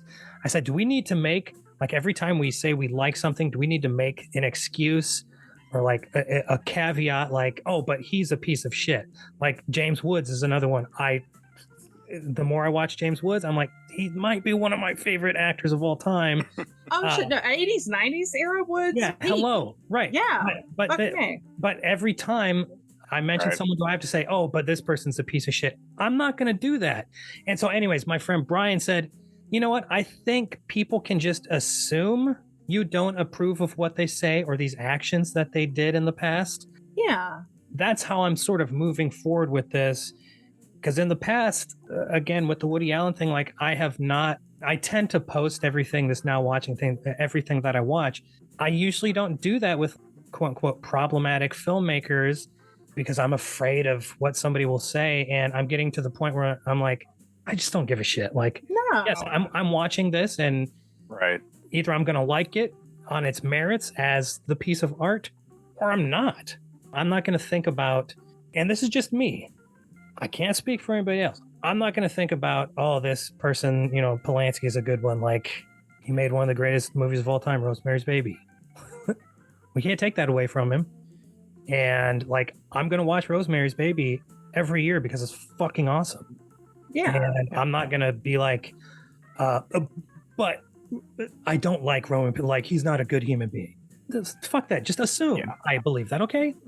Yeah, I see, especially on Twitter, and I think social media is the big propagator of this. I'm watching this movie, but I do see a lot of people, like, once they find out about something, oh, well, I'm never watching that again. Oh, well, I'm never watching any of Yeah. I mentioned early on that this had a profound effect on this movie. Barfly had a profound effect on me. Didn't make me want to drink to excess, didn't make me want to womanize. Getting into his reading didn't turn me into a racist or a misogynist or a misanthrop. Well, I'll hold off on that last one. There are some ideas in this movie that I didn't even realize I connected to so firmly. One of my favorite lines is when he comes back from the job interview. He's talking to Jim. Jim asks him how it went. They gave me a hard on. They couldn't use a hard on. And then he goes into this. He goes into this bit about, this is a world where everybody's got to do something. Somebody laid down this rule that everybody's got to do something. They got to be something. A dentist, a glider pilot, a narc, a janitor, a preacher, all that. Sometimes I just get tired of thinking of all the things that I don't want to do. All the things that I don't want to be. All the places that I don't want to go, like India, like get my teeth cleaned. Save the whale, all that. I don't understand that. You're not supposed to think about it. I think the whole trick is not to think about it. That clicked with me in reference to 9-to-5 office work, which once you start reading Bukowski, you really start to hate along with him. The idea of being a drone in a beehive where you're doing this work to enrich somebody else's life who doesn't give a shit about you. Mm-hmm. And I think about during the pandemic when that became a thing for a lot of people, where they finally were at least free from the confines of their office. Maybe not their whole job, but of their office. And we're like, oh, So I don't actually have to be there under this person's thumb all day just so that they know that I'm doing what I'm supposed to be doing. I got a little bit of my humanity back during the pandemic because I didn't have to do that. And that's what the whole book Factotum is about, is doing these menial, meaningless jobs that still need to be done. And the boss is leaving in their Mercedes and you're taking public transit home because they're not willing to pay you a minute. I didn't realize that kernel of an idea was in there for me. And then this throwaway line, there's a lot of these repeat jokes throughout the film. Grandma Moses is one. The ambulance drivers who have to come back to the apartment 3 different times. Great running gag. When he first meets Wanda, she says, "I hate people. Do you hate people?" And he's like, "No, but I seem to feel better when they're not around." Yes. And that's me, guys. So there are other people like this who, don't hate people, but really like being alone much more than they like being in crowds. And it's just one of those things that struck me on a personal level, that really anti-corporate America, anti-capitalist idea. Those are the kinds of things that stuck with me more so than playing the horses or going to bars or things like that. Pull what you want from it, or pull what works for you from it, and you can leave the other stuff on the wayside. I think too many people pick up on a lot of those other things, like, oh, if you want to be like Bukowski, you got to do this, you got to drink, and you got to fuck, and you got to play the horses, and listen to classical music. It didn't turn me into a classical music fan. So yeah, it's Dakota's line about Eddie. It's obviousness. That's what people, right? Unoriginal. And it's always what people, like one of my favorite, another writer that I'm a huge fan of is Lester Bangs, and I feel like in some ways Lester's kind of like that, where people just tend to pick on the obvious, like, oh, the great personality, the big, and it's like, no, this man had the heart of a lion. His writing has a pulse to it, and that's always what pulls me. I got to have that pulse. I got to have that heart. To go back to something earlier, I keep doing this through this episode, but it's like you guys keep having these little lines that are like staying in my brain, like rattling like seeds. Is Mark, I'm so glad you brought it up. Yeah, gatekeeping is bullshit. Like, Anthony, it's okay. Like, if it's not your flavor, it's all good. Because there's nothing worse when people are like, oh God, no, you gotta love this. And it's like, not everything's for everybody. Like, there's a guy I worked with who's super smart, cool guy. He did not like Taxi Driver. And he was like super shocked. Like, he found out how much me and my husband love Taxi Driver. It's one of our favorite movies, individually and as a collective. And he was like, well, what do you like about it? I'm like, it's a masterpiece. Every element I think is great. And he just couldn't get over having a main character that wasn't really a likable character. Basically you have this character who's extremely dysfunctional, mentally ill, who's kind of an outcast of society. Original incel. Right. But I stressed to him, like, dude, it's okay, because he's like, well, maybe I need to watch it again. And I'm like, well, if you don't want to, don't do it. There's plenty of things. When I had to read Tolstoy, when I studied Russian literature, I fucking hate Tolstoy. I can't with Tolstoy. You give me Dostoevsky, yes. Give me Gogol, absolutely. Give me Lermontov, fucking A. Don't make me read Tolstoy again. I'm still reading War and Peace, by the way. Dude, oh my God. I could send you a list of authors. A Hero of Our Times is depressing, but it's so fucking brilliant, by Mikhail Lermontov. Bulgakov's, probably mispronouncing his name, Master Margarita is one of my favorite novels ever.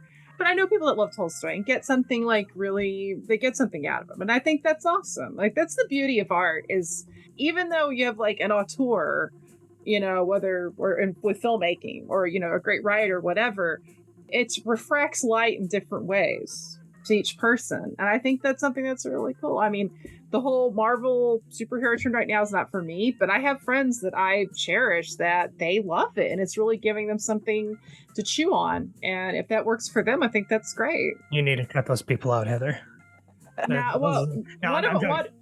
No, it's not my shit, dude. Yeah, it's totally not for me. But no, I mean, but I do think Salty's loved ones, and I like your friend joking about, or saying, oh, factotum, and Mark and I are like speaking Latin backwards at the mere thought of somebody recommending Factotum over Barfly as a movie. But legit, objectively, that's different flavors for different people. I mean, there's nothing wrong with that. I write plays and musicals, and when I have people come over to read them, we do a table read, and then they offer up notes afterwards, and each of them have taken my story a different way. And as the creator, I have to, like, when I put my thing out there, and I think most creators know this, when you put your thing out there, and even Heather, when we write for websites or essays or whatever, we put it out there, it's not ours anymore. It's yours. It's the world's, and you interpret it however you want. Do with it what you will.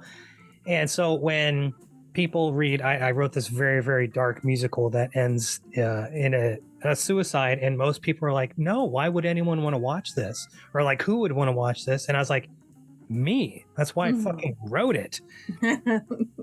I think as someone who does create and then put stuff out into the universe, that helps me be comfortable with, as I consume or ingest media or art, when I experience these things, if it doesn't hit, I know that, when people say, a lot of people joke when they say it, but there's people that are serious when they say you have a wrong opinion. I'm like, no such thing as a fucking wrong opinion, dude.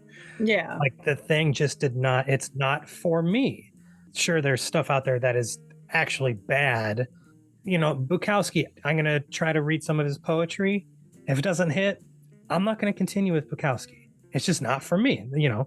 That's not me saying Bukowski sucks and you all are fucking idiots for liking Bukowski. I'm not saying that at all.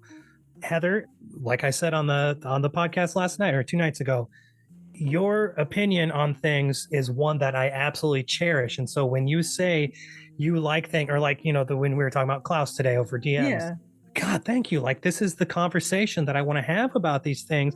And it helps me appreciate the art, and it helps me learn how to watch or read things maybe more smartly, if that makes any sense, smarter, or just differently. And I think if we are open enough as human beings to experience art, whatever that art is, if we're open to experiencing it, then there's no wrong way that you feel about that thing. Sometimes we're going to like stuff, sometimes we're not. It's our job, as the producers want to call us now, consumers, it's our job to be open enough to experience whatever it is we're experiencing, whatever, the painting we're looking at, or the movie we're watching, or the record we're listening to, or the book we're reading, and thinking that the creator has published this thing and put it out there, and knowing that they've now moved on to the next thing is sort of exciting to me. I say, as I get older and as I get more sober, I'm becoming more comfortable and confident in knowing what I like and what I don't like. So fucking shoot me. Some of you, not you two. Don't shoot me. I know. No, we know. We love you. No violence here. Like I said early on, I would never begrudge someone for not. Bukowski is definitely not an acquired taste, but a very specific taste. And right. I, from the beginning, knew that he wasn't for everyone. This wasn't like something I discovered years later. It's like, oh, a lot of people do not like this guy's writing for numerous reasons. Too simple, too earthy. And he's writing about low rent characters. I mean, these aren't the things that you write novels about, right? You write novels about high class society, the Great Gatsby, or it's not your normal milieu for literature, quote unquote literature. And that's why I liked it so much, because a lot of that other stuff bored me. The stuff that I read in high school bored me to tears, which is why I read so much Stephen King. It's like, well, this is the only mass market writer that I can actually read that makes sense to me. Bukowski stuff was so easy to read, and I don't think that that's a negative thing. I don't think that something being easy to read means that it's less deep than something that you struggle to read. You don't have to spend 2 hours reading one page just to figure out what the hell the author is trying to say. And he was vehemently anti that. Yeah. Just say what you want to say and let the people figure it out. Yeah. Keep it simple, stupid. The reason I kept writing was not because I was so good, but because they were so damn bad. And the cool thing about Barfly is that it relit that fire, that Bukowski fire in me. Because before this, I knew I wanted to read some Bukowski poetry soon. Probably not. But after watching this, I'm like, God, this guy has something. He wrote the script. I love the fucking script of Barfly. He's got something that I dig. I just have to find it. So we'll try the poetry. So anyways, I already ordered something. I don't even know what the hell it was, but Bukowski poetry on the way to me. Good. Oh, there wow. you go. Yeah. If you like the poetry, the short story collection, The Most Beautiful Girl in Town, I think that's a good starter. That was what, in fact, I remember reading it while I was in like an ER waiting room while a loved one of mine was going through some kind of scary shit. And it actually really kind of got my mind off of things. And I'm a super anxious, like highly, it's something I've worked on. I have to work on about myself for years because I am a natural innate anxiety carrier from hell. So to get my mind steady enough to be like, the world's not going to end, you're fine, takes some skills. But again, yeah, if it's not, like I said, I don't like Tolstoy. Everybody, we all have things that just don't connect us, and that's fine. If anybody gives you shit for liking anything, fuck them. The world is on fire right now. There's plenty of things on this planet to be mad about. Somebody's opinion on a film they like or an album or whatever. The only red flag writer, in my opinion, is if I don't see a book on the shelf. If you're not reading one fucking book, that's the red flag. What does John Waters say? Don't have sex with people that don't read. Yeah. Like if you don't see one book in there, don't put out. And I agree. Come on, John Waters. We can't argue with the Pope. Come on, like that's unless it's like a Dr. Oz book, then yeah, don't fuck him.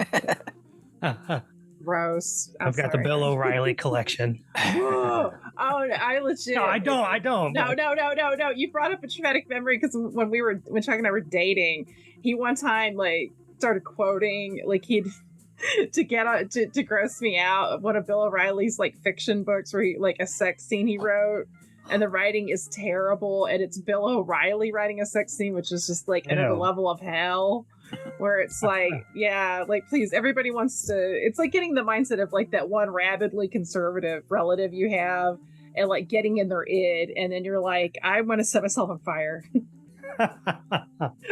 I'm pretty sure like my genitals are husked now. They're just like corn husks because this is like so rotten. I think that's a metaphor Bukowski would appreciate because I can loop that shit back. That was very Bukowskian of you, Heather. Hey, this whole shaming thing is so silly. I'm so glad you guys are on the same page with that because there's so many problems in our world. Loving something creative. Like I'm not a Woody Allen fan personally. I'm not going to shame somebody for like, no, I mean, he's made a lot of films that a lot of people have really connected to his art. Is he a terrible person? Yeah, probably more than likely, but so is Kinski. Right. And I love his art. I mean, if you only ingest and consume art, I hate the word using consume. It makes me feel like I'm in They Live, but right. You know what I mean? Then if you're only going to be the people that lived piously, that's going to be a very, very short Good list luck. of things. And even then, it's like old Hollywood that, you know, people are like, oh, things were better back then. If you read any book about how actors, especially actresses, were treated in the old studio system, good luck. There's going to be a lot of films off that list. Anything with Judy Garland alone, don't fucking watch. Really. Because she was treated monstrously. And it's like that old song that's in Repo Man. It's not that old, obviously, about Pablo Picasso. Nobody called Pablo Picasso an asshole. Pablo Picasso was never called an asshole. Which I doubt. Oh, no, plenty of people. We're talking mistresses, wives, I'm sure some of his kids. Plenty of people. It's a joke, though. It's like, but you can still love Picasso's art. I think it's kind of amazing that people that are terrible can make something great. It's something, it's almost inspiring that even something in our humanity, even if somebody's just come out the raw end of the stick and they're just a shitheel, that there's still something in them that can do something amazing and touch you.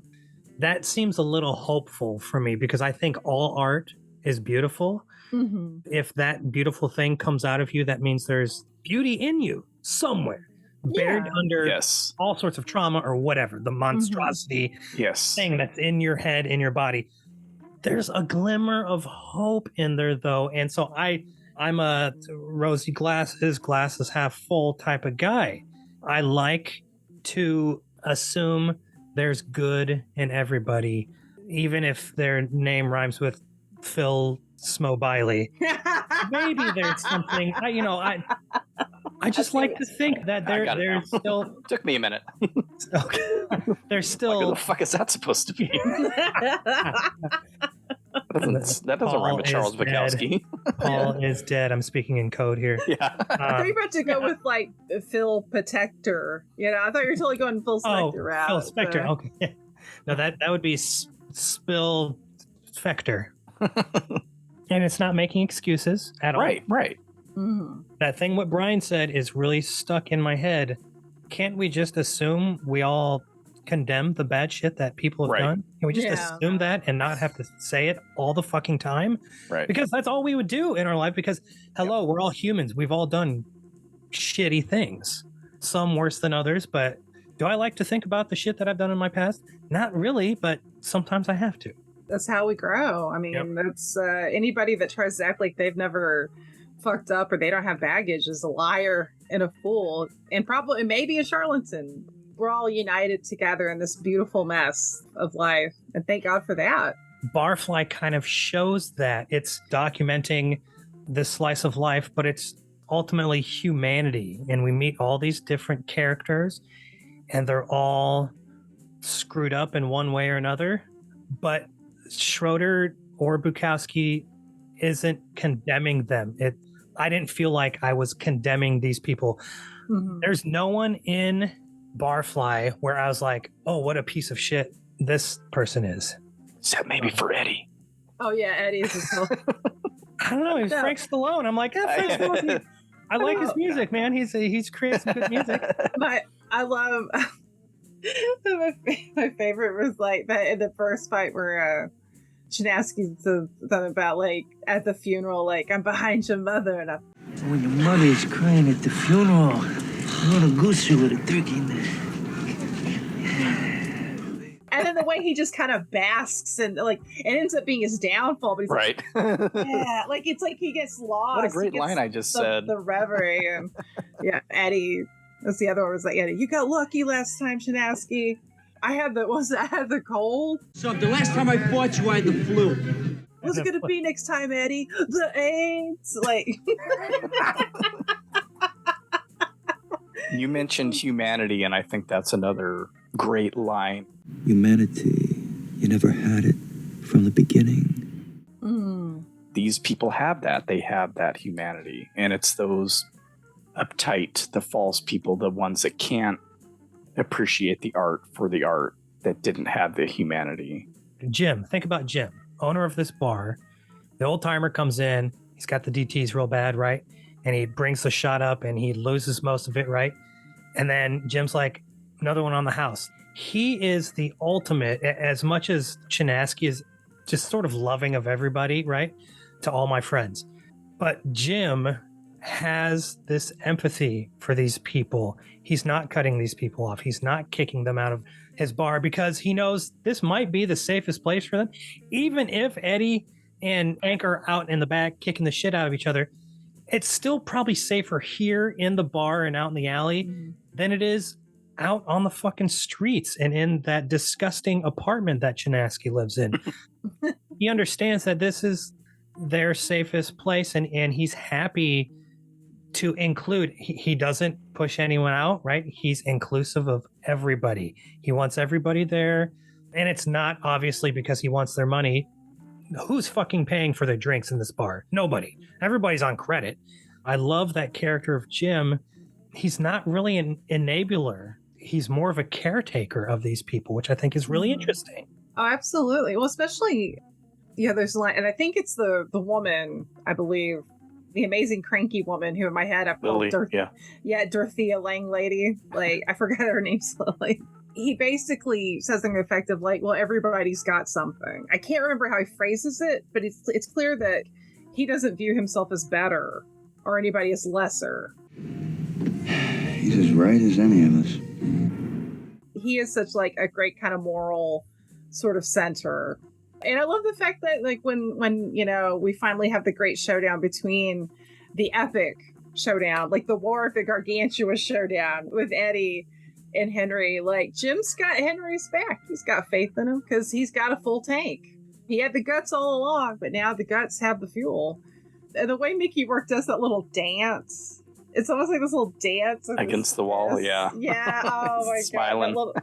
That little smile, it always just absolutely delights me. I've actually horrified friends by saying, because I know a lot of people, he was like a heartthrob in the 80s for a lot of ladies. And I'm like, the only time I ever found him attractive is in Barfly. I think he's the most charismatic.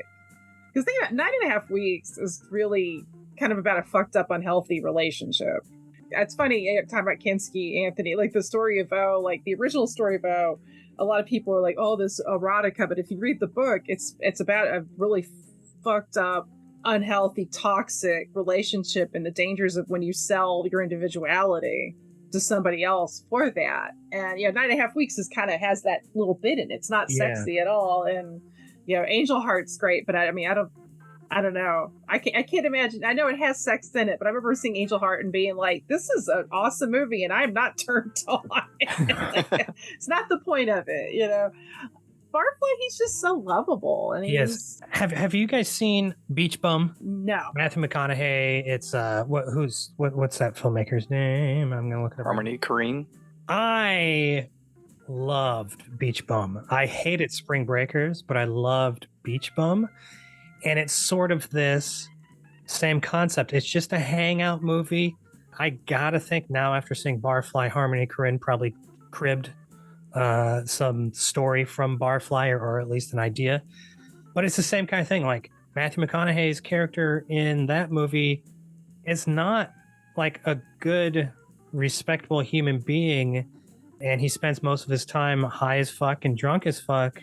But he's just so lovable, right? And so it's the same thing with Mickey Rourke in this movie. He's drunk almost all the time, but he's just so lovable. He doesn't have a hateful bone in his body, it seems like, to all my friends. And I think he really means that, not in some sort of like sad, the people at the bar, I'm buying your friendship. I think he really feels like, yes, I accept all of you, just like my buddy Jim here at the bar. I accept all of you. I'm very inclusive in my life. It's sort of refreshing seeing a character like that because that's not like the real world. So being in a movie like this, seeing this very flawed, very imperfect person be such a humanitarian is quite refreshing. Hello, my friends! Oh, that's so beautiful. I feel like that we'd be remiss if we at least didn't give a little bit of love to Jack Nance. I don't think I realized until, I don't know when, that was Eraserhead, that was Henry Spencer. Mm-hmm. I think I saw this before I actually saw Blue Velvet. I recognized him in both of those because he wears almost the exact same outfit. He's got a fedora on in both and suits. And I don't think it was until I looked into Blue Velvet a little bit more like, oh, it's the same guy from Eraserhead. Yeah. Yeah, him as the little private detective, and you're wondering what the heck is this little guy doing, going into his apartment, and that whole little apartment gag is great. I love the humor of that, where Chinaski goes back to the wrong place. And it's great, too, because there's telling a story visually. He goes to room 26. They show him from this low angle, and they show him trying to get in, and he turns his hand a little bit, and you can see the number 25 on his key. Oh. And it's like, you don't catch that the first couple of times you watch this movie. And then you discover he's in the wrong room. He gets his fuel for that fight later on. Yeah, that humor works so well on the film. And I think it's so much more subtle than a lot of the humor can be in Bukowski's writing. I don't know if that makes sense, Heather, at all. Yeah, the humor tends to be a little more darker And in some cases, I mean, there's that one story, and I can't remember the name of it, where it's like a rare kind of fantastical piece of his where a man gets seduced by a witch and she shrinks him, and it's plays it to, I think it's the fetish microphilia, where basically you shrink somebody down to where you've used them as a apparatus. Yeah. And, kind of into that. That sounds kind of cool. There's a lot of that stuff like in that collection, The Most Beautiful Woman in Town. Yeah, that humor is so much more broad. Yeah.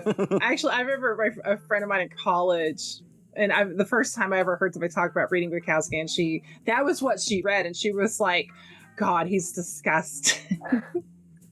Which seems to be, people say that a lot about various artists that I ended up loving. They're like, oh, and I'm like, what? It's great. Because I'm curious, because I know Anthony and I, neither one of us got the chance to see Crazy Love, which that is the one I do want to see. Let's go ahead and take a break, and we'll come back and discuss the other adaptations of Bukowski work, and I'll do my little story here as quickly as possible. To fuck me, right? Aren't you girls? Well, that old ugly guy, how can he think I'd give my pussy to him?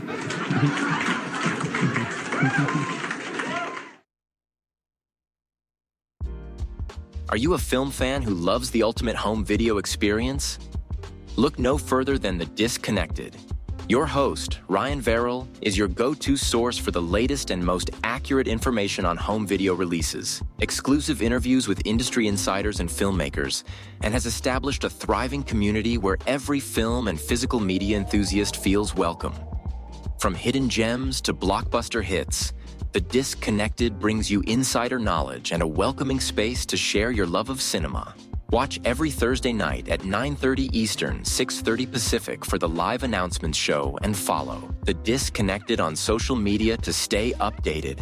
Subscribe to The Disconnected on YouTube or on the podcast provider of your choice, and dive into a world where every movie night is an adventure.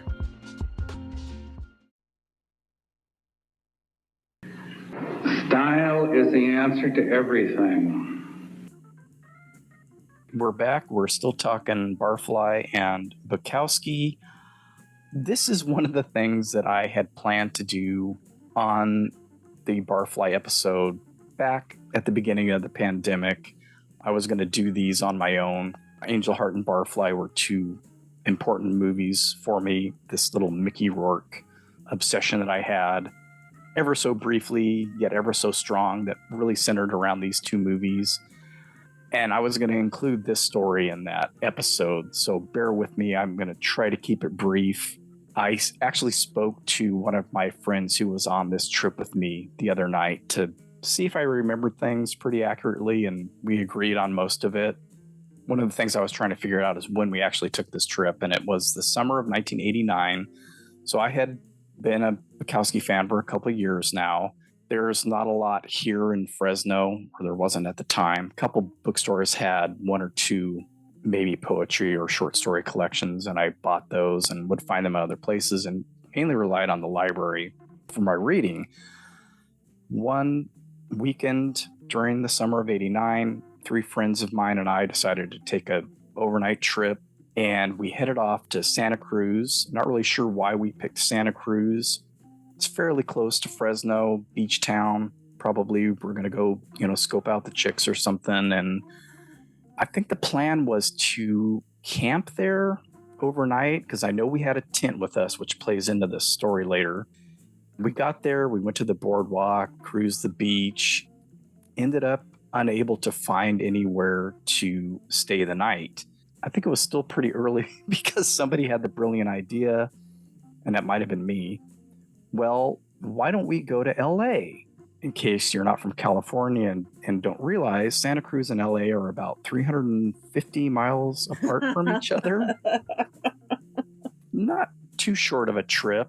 And we decided, and again, this might have been me, instead of going back the way we came, which would have taken us back by Fresno, I think my fear was, once we get close to home, we're just going to call it off and go to our homes and to our nice comfy beds, and that's the end of our weekend trip.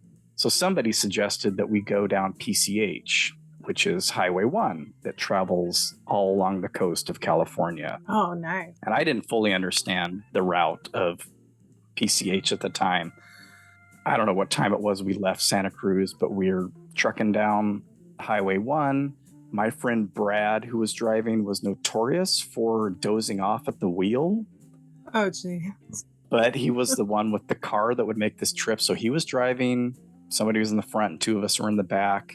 At some point, we got to a spot that had a curves ahead sign. Usually you see like curves ahead next 10 miles, curves ahead next 5 miles. Mm-hmm. This sign said curves ahead next 78 miles. Oh, jeez. And it was starting to get foggy, and our friend Brad was driving. We started to white knuckle it up this grade. Go for a while, and I think he was doing his best to be pretty careful and drive slowly. And with the curves and stuff, a few of us started to doze off. At some point during this part of the trip, we hear a loud smack and a screech. Apparently, we hit a deer. Oh, God. With, thankfully, the side of our car, because when I think about it now and think about how that deer could have gone through the windshield and we all would have gone over the edge of the cliff that it apparently went over, it's even more horrifying.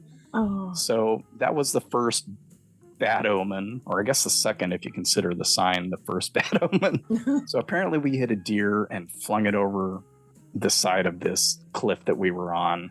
With these windy roads, there was no real place to turn out for a good while. We finally were able to. There was little to no damage to the car. Thank God. The light was still working and all that. Got back in the car, continued the trip for I don't know how long, probably at least an hour or two.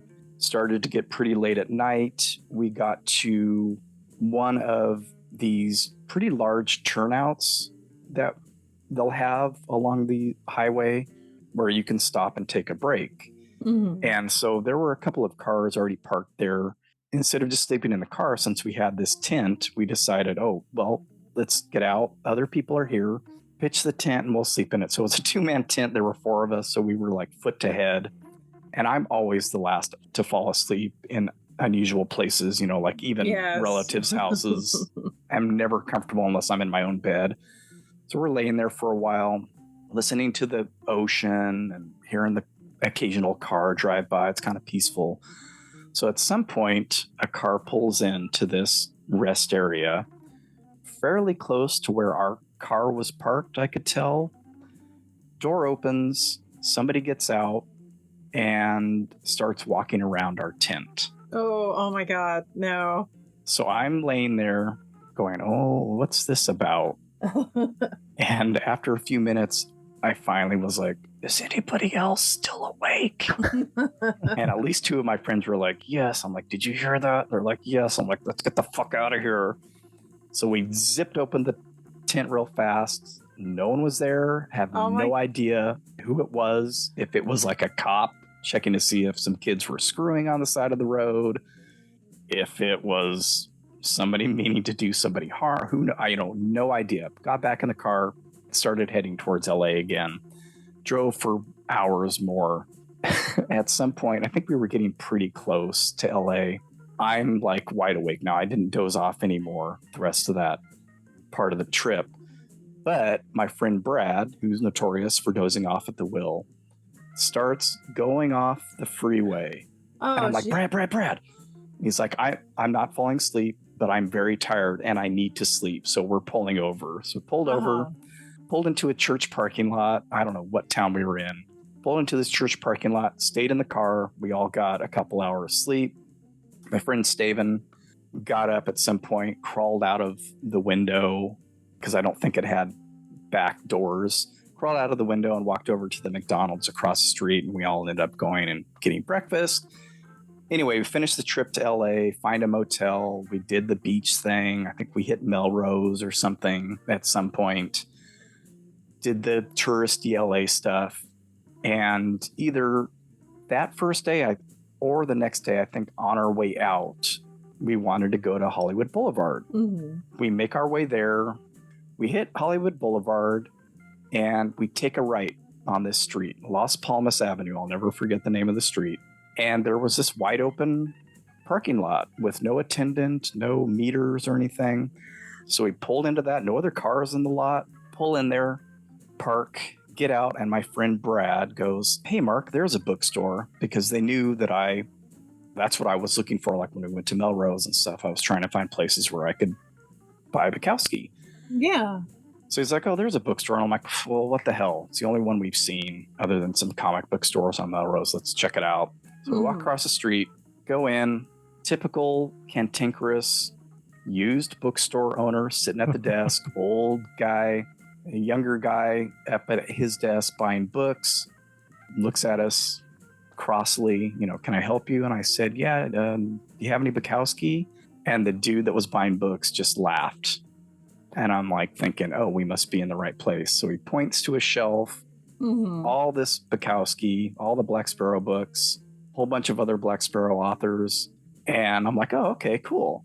Well, I can buy something. That's where I bought Hollywood, because it had just come out. I don't even know if I had heard about it, to be honest with you. And was like, oh, what's this? Quickly read the first, oh, it's about the making of Barfly. Great. Then I look over at this case. He's got all this rare Bukowski stuff that I had only ever read about or seen in the bibliographies of his books. He had Horse Meat and The Wedding, which are these portfolio-sized books that Black Sparrow put out with photos from Michael Montfort, who was basically Bukowski's photographer for years, of him at the racetrack, and these 20 poems about the racetrack. And The Wedding is like the portfolio of him and Linda Lee's marriage, all these other little rare books.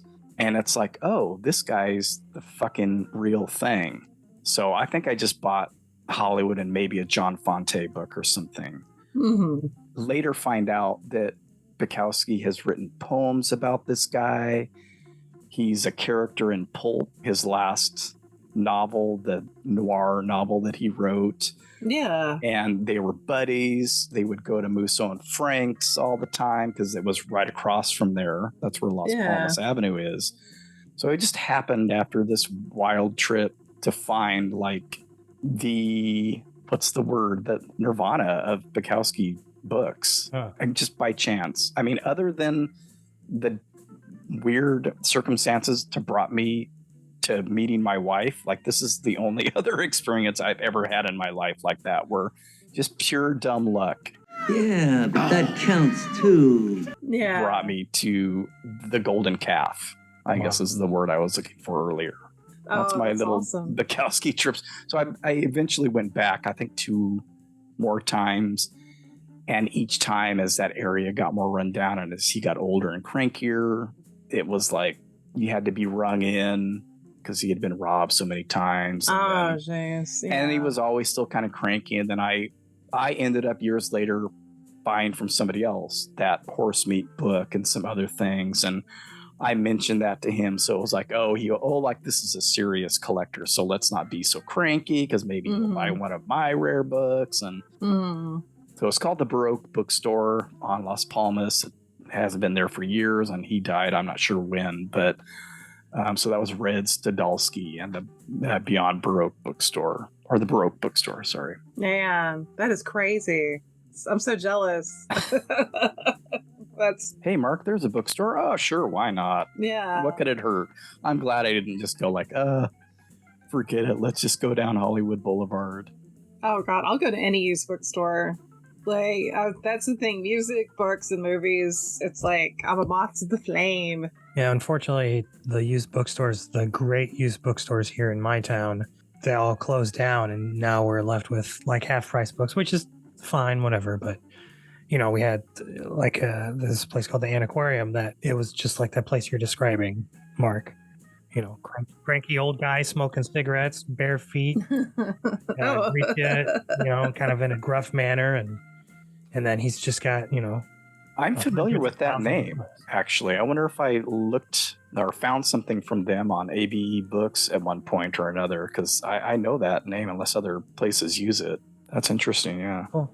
Hey, Tony, baby, nobody who could write worth a damn could ever write in peace.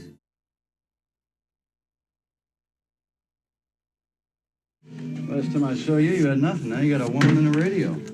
Hey, Jim, I'm used to radios. Yeah, so Bukowski, you would think there would be tons of adaptations of his work because he has so many fans. There's only been 5 full-length feature films. The first was Tales of Ordinary Madness, which is not my favorite. It has some interesting, crazy moments. Susan Tyrrell is Queen. Pretty great in it. Her scene is wild. Everything, yeah. Ben Gazzara does not do it for me as the Bukowski character in this. He was called Charles Sirking because Taylor Hackford owned the rights, I guess, to the Chinaski name at that point. He was supposed to make Post Office and never did. That is one of those ones, Heather, like we talked about earlier. It doesn't feel like LA, although it's shot mostly in LA. There are some scenes done in Georgia for some reason, and then when he's in New York, it's shot in New York. But it doesn't. Yeah. I always assumed, well, this is an Italian director. Mm-hmm. They shot it in Italy. That's why it sort of feels off. Sometimes movies do that, like, oh, it's supposed to be America, but it's Canada, and it's like you can tell, but it's shot in LA, and just doesn't. It's interesting, but it's not great. It's not great. I don't hate it, but it feels European. It feels, which isn't a bad thing necessarily, but it's like with Bukowski, you're approaching an artist who's so quintessentially American, so it's off. You know, it just feels there's something off about it. It's not bad, but there's an offness to it. And I love Gazzara. I fucking love Gazzara. But he's not. He's trying too hard, it feels like. Yeah. There's one scene at the end when he's supposed to be drunk and he is literally stumbling along the beach back and forth. Mm-hmm. Really overdone. And I'm thinking, no, this would be more like Mickey Rourke, where you've got the functional alcoholic who's maybe lilting and stuff, but this is ridiculous. Mm-hmm. This isn't, not that he ever got stumbling drunk, but it was forced, I felt. Yeah, agree. Though, can you imagine if Susan Tyrrell had been in Barfly? Oh. Oh, my heart. Her scenes are crazy. And then there's a scene with Judith Drake, who oddly enough is in Angel Heart. She's the woman in the ocean in Angel Heart. It's just kind of a weird little connection there between worlds. Yeah. But it just doesn't work for me. The other one that I watched was the Lune Fraud. I'm not sure. Cold Moon. Mm-hmm. I'm not sure of the pronunciation in French. It was originally a short film that was based on the copulating mermaid of Venice, California, which seems like the go-to for people that want to do a short. It's almost like those, Stephen King dollar babies. It's like everybody that does a Bukowski short does this story because it's, again, it's another one of those fantastic. Well, I mean, this is not beyond the realm of reality, but finding the beautiful newly dead corpse that these guys defile. It's like the go-to. So it was a short originally, and then the guy expanded it, where at the end you get to this part of the story, and it's told in flashback because it was filmed, like 3 years earlier. So the guys are obviously younger. So it kind of worked, and it was an interesting buddy picture up until that point. It wasn't really all that bad, but I didn't get a whole lot of Bukowski out of it. Mm-hmm. I think that's pretty hard to track down. Factotum with Matt Dillon, Lily Taylor, Marissa Tomei. Every one of these films was made by a foreign film director. Even this guy's Norwegian. It was filmed in Minneapolis, which is strange and very clean compared to downtown LA. So again, it doesn't have the right feel for me. I love Matt Dillon. I love Lily Taylor and Marissa Tomei. Mm-hmm. It's the script and the direction and it's missing that spark. This had the backing of Linda Lee Bukowski and John Martin of Black Sparrow Press, but I don't know, it's like a neutered version of Barfly. It treads in the same territory. There's even a scene in a liquor store where they are calling the guy that she's seen to get okay to buy this alcohol on his credit at the store. I mean, it's like beat for beat the same scene as what's in Barfly, but it just plays out so differently. If this is your favorite Bukowski, more power to you, but I don't think I'll ever be watching this one again. It was really just to compare. But then there is Crazy Love, which is Belgian. It's really strange because it shouldn't work because most of it takes place in rural Belgium. It spans between 1955 and 1976, and there's 3 stories. Him as a kid, him in high school, and then him as an adult. The first part always threw me off because I'm like, is this supposed to be from Ham on Rye? Because I'm not recognizing this. And he has a good relationship with his mom, like a warm, the little kid, I think he's supposed to be about 12. He has a really warm relationship with his mom. Bukowski's mom was very distant and cold with him. It was weird, but there's an alcoholic father in there, and I'm like, So I was reading a little bit about it today, and I guess that's actually from a John Fonte book. So he sort of merged the two, and I'm like, okay, well, that makes sense now. That's why it's unfamiliar. Yeah. And that is the one that is definitely worth checking out. I have long held it as my second favorite, and it kept true to that today when I watched it. The second part is Ham on Rye. It's when he's a senior going to his senior prom, and he's got the really bad acne, and then he wraps his face up and has a dance with the girl. And then the last part is, again, the copulating mermaid of Venice, California, but it's much shorter and it's handled a little more delicately than the French film that tackles that. I really like this, and I think it goes to prove that you can take this out of LA, you can take it out of being in English, you can set it in rural Belgium and still get a Bukowski feeling from it because it has that warmth and humanity that most of these other ones are missing. Man. I believe I sent you guys the link for that, so you did. Check it out. After the fact. Yeah. It's definitely worth seeing. Awesome. I got to see it for the first time in London on March 15th, 1990 at the Everyman Cinema. Shout out to the Everyman over there. And I had read about it for a long time. Anytime you read about Barfly, and remember there's this movie and there's Tales of Ordinary Madness.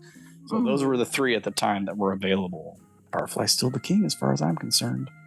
Heck yeah. It was nice to hear about some of the, just all of them in that concise way, especially because, nobody ever really talks about Cold Moon. That's the one I think I've heard the least about. The other story it's supposedly based on is called Trouble with the Battery, and I haven't read, I believe, again, that's from one of those City Lights collections, and I haven't read any of those in a long time, so I don't know what that story entails and how well it was translated in this. I mean, that was pretty fun to watch. It's just goofy, drunk guys bopping around somewhere in France. I don't know. One of them really loves Jimi Hendrix, so there's all these Jimi Hendrix songs throughout the film. That might be the real reason why it's hard to find. Yeah. It's pretty fun. Okay, anything else? Yeah, I feel like we've delved and dived and had a really hearty discussion. This has been very cool. Agreed. Yes. When you're not reading Bukowski, Heather, where can people find you? Well, you can find me over at my website, mondoheather.com. I'm also on Twitter and Instagram under @mondoheather, and I also have a Patreon, which is originally and forever called @mondoheather. like to keep it consistent. That's what I try to do. Feel free to check out any of those arenas for my various writings, musings, occasional bits of prose, and other sundries. Anything coming up that you can divulge? Well, actually, I just contributed a list of some picks for the Halloween season over on Arrow Films website. That's good. Oh, thank you. I don't think I've seen that. I'll have to check it out. with two of the writers. It's great because everybody's list is it's a really cool mix of films. I think each one of us picked very diverse for the Halloween season. This is one of those things. This is why I like going to mentioning my social media, because I always end up forgetting like 2 or 3 other things. I'm working on a number of projects right now. The one thing, actually, I'm trying to think of what I can talk about. It's like I'm a CIA agent, right? I actually did get to, and this was a dream gig of mine, I got to write and narrate a video essay on, speaking of arrows, they just recently released this beautiful set of the 2 Count Yorga films. Oh, yeah, I just saw that. Yeah, and it's so gorgeous, and I'm a huge fan of Robert Corey and the Yorga films. I got to do the video essay to Count in California, which was beautifully edited by Chris O'Neill, who's lovely and does beautiful work. And where I get to kind of discuss what makes that film in particular so special and unique, especially that era with vampire cinema and tropes. The set has a ton of heavy hitters. I mean, Kat Ellinger's on it, Tim Lucas, David Duvall, like a number, so many people. I don't know. It's one of those things I have to pinch myself because I feel very honored to be a part of it. So definitely, everybody, please check that out. And that would make me very happy. My happiness is king, apparently. And Anthony, what is happening with you? Let's see here. I don't know when this is coming out, Mark, but probably next week. Okay. Well, Cult Movies is going on a mid-season break here. We'll take a few weeks off and then get back to it in like mid-November-ish. Who the fuck knows? It's my podcast. I can do whatever I want. But I'm over on Twitter. And that is some kind of attitude, dude. Well, hello. Who's anyways, I'm so tired of all the things that I don't want to be and don't want to do, like podcast. You can find me on Twitter, Instagram, and Letterboxd at Anthony AK Donnelly. Jesus Christ.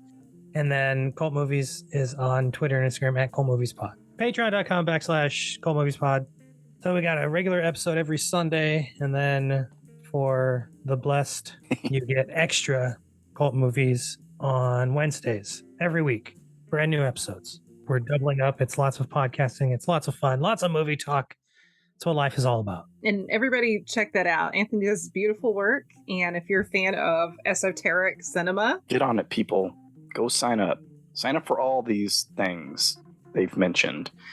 And you can find me at wakeupheavy.com, on all social media at wakeupheavy.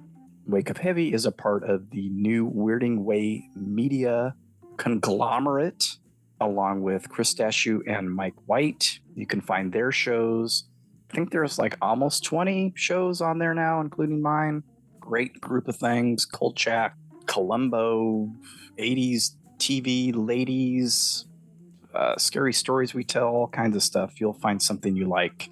And if you don't blame it on me. Thanks for being here, you two, and thanks to everyone for listening. And don't forget.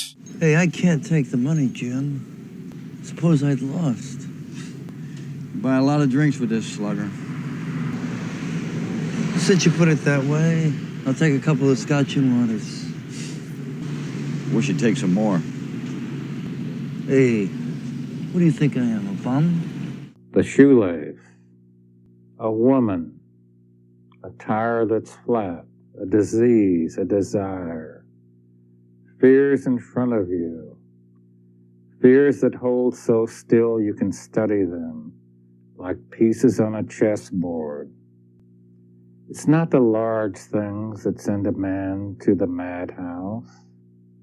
Death he's ready for, or murder, incest, robbery, fire, flood.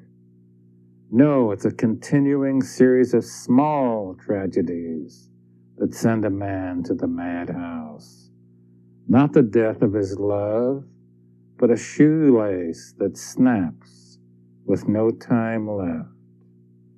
The dread of life is that swarm of trivialities that can kill quicker than cancer, and which is always there. License plates or taxes, or expired driver's license, or hiring or firing, doing it or having it done to you, or constipation, speeding tickets, rickets or crickets or mice or termites or roaches or flies, or a broken hook on the screen, or out of gas, or too much gas. The sink stopped up, the landlord's drunk, the president doesn't care, and the governor's crazy. Speech broken, factor of mouth, light switch broken, mattress like a porcupine, $305 for a tune-up carburetor and fuel pump at Sears Roebuck. And the phone bill's up and the market's down, and the toilet chain is broken, and the light has burned out. The hall light, the front light, the back light, the inner light. It's darker than hell and twice as expensive. Then there's always crabs and ingrown toenails and people who insist they're your friends. There's always that and worse. Leaky faucet, Christ and Christmas, blue salami, 9-day rains, 90-cent avocados, and purple liverwurst. Or making it as a waitress at Norm's on the split shift, or as an emptier of bedpans, or as a car wash or a busboy, or a stealer of old ladies' purses, leaving them screaming on the sidewalks with broken arms at the age of 80. Suddenly, 2 red lights in your rearview mirror and blood in your underwear. Toothache and $1,979 for a bridge, $900 for a gold tooth, and China and Russia and America, and long hair and short hair and no hair, and beards and no faces, and plenty of zigzag but no pot, except maybe one to piss in and the other one around your gut. With each broken shoelace, out of 100 broken shoelaces, one man, one woman, one thing enters a madhouse. So be careful when you bend over.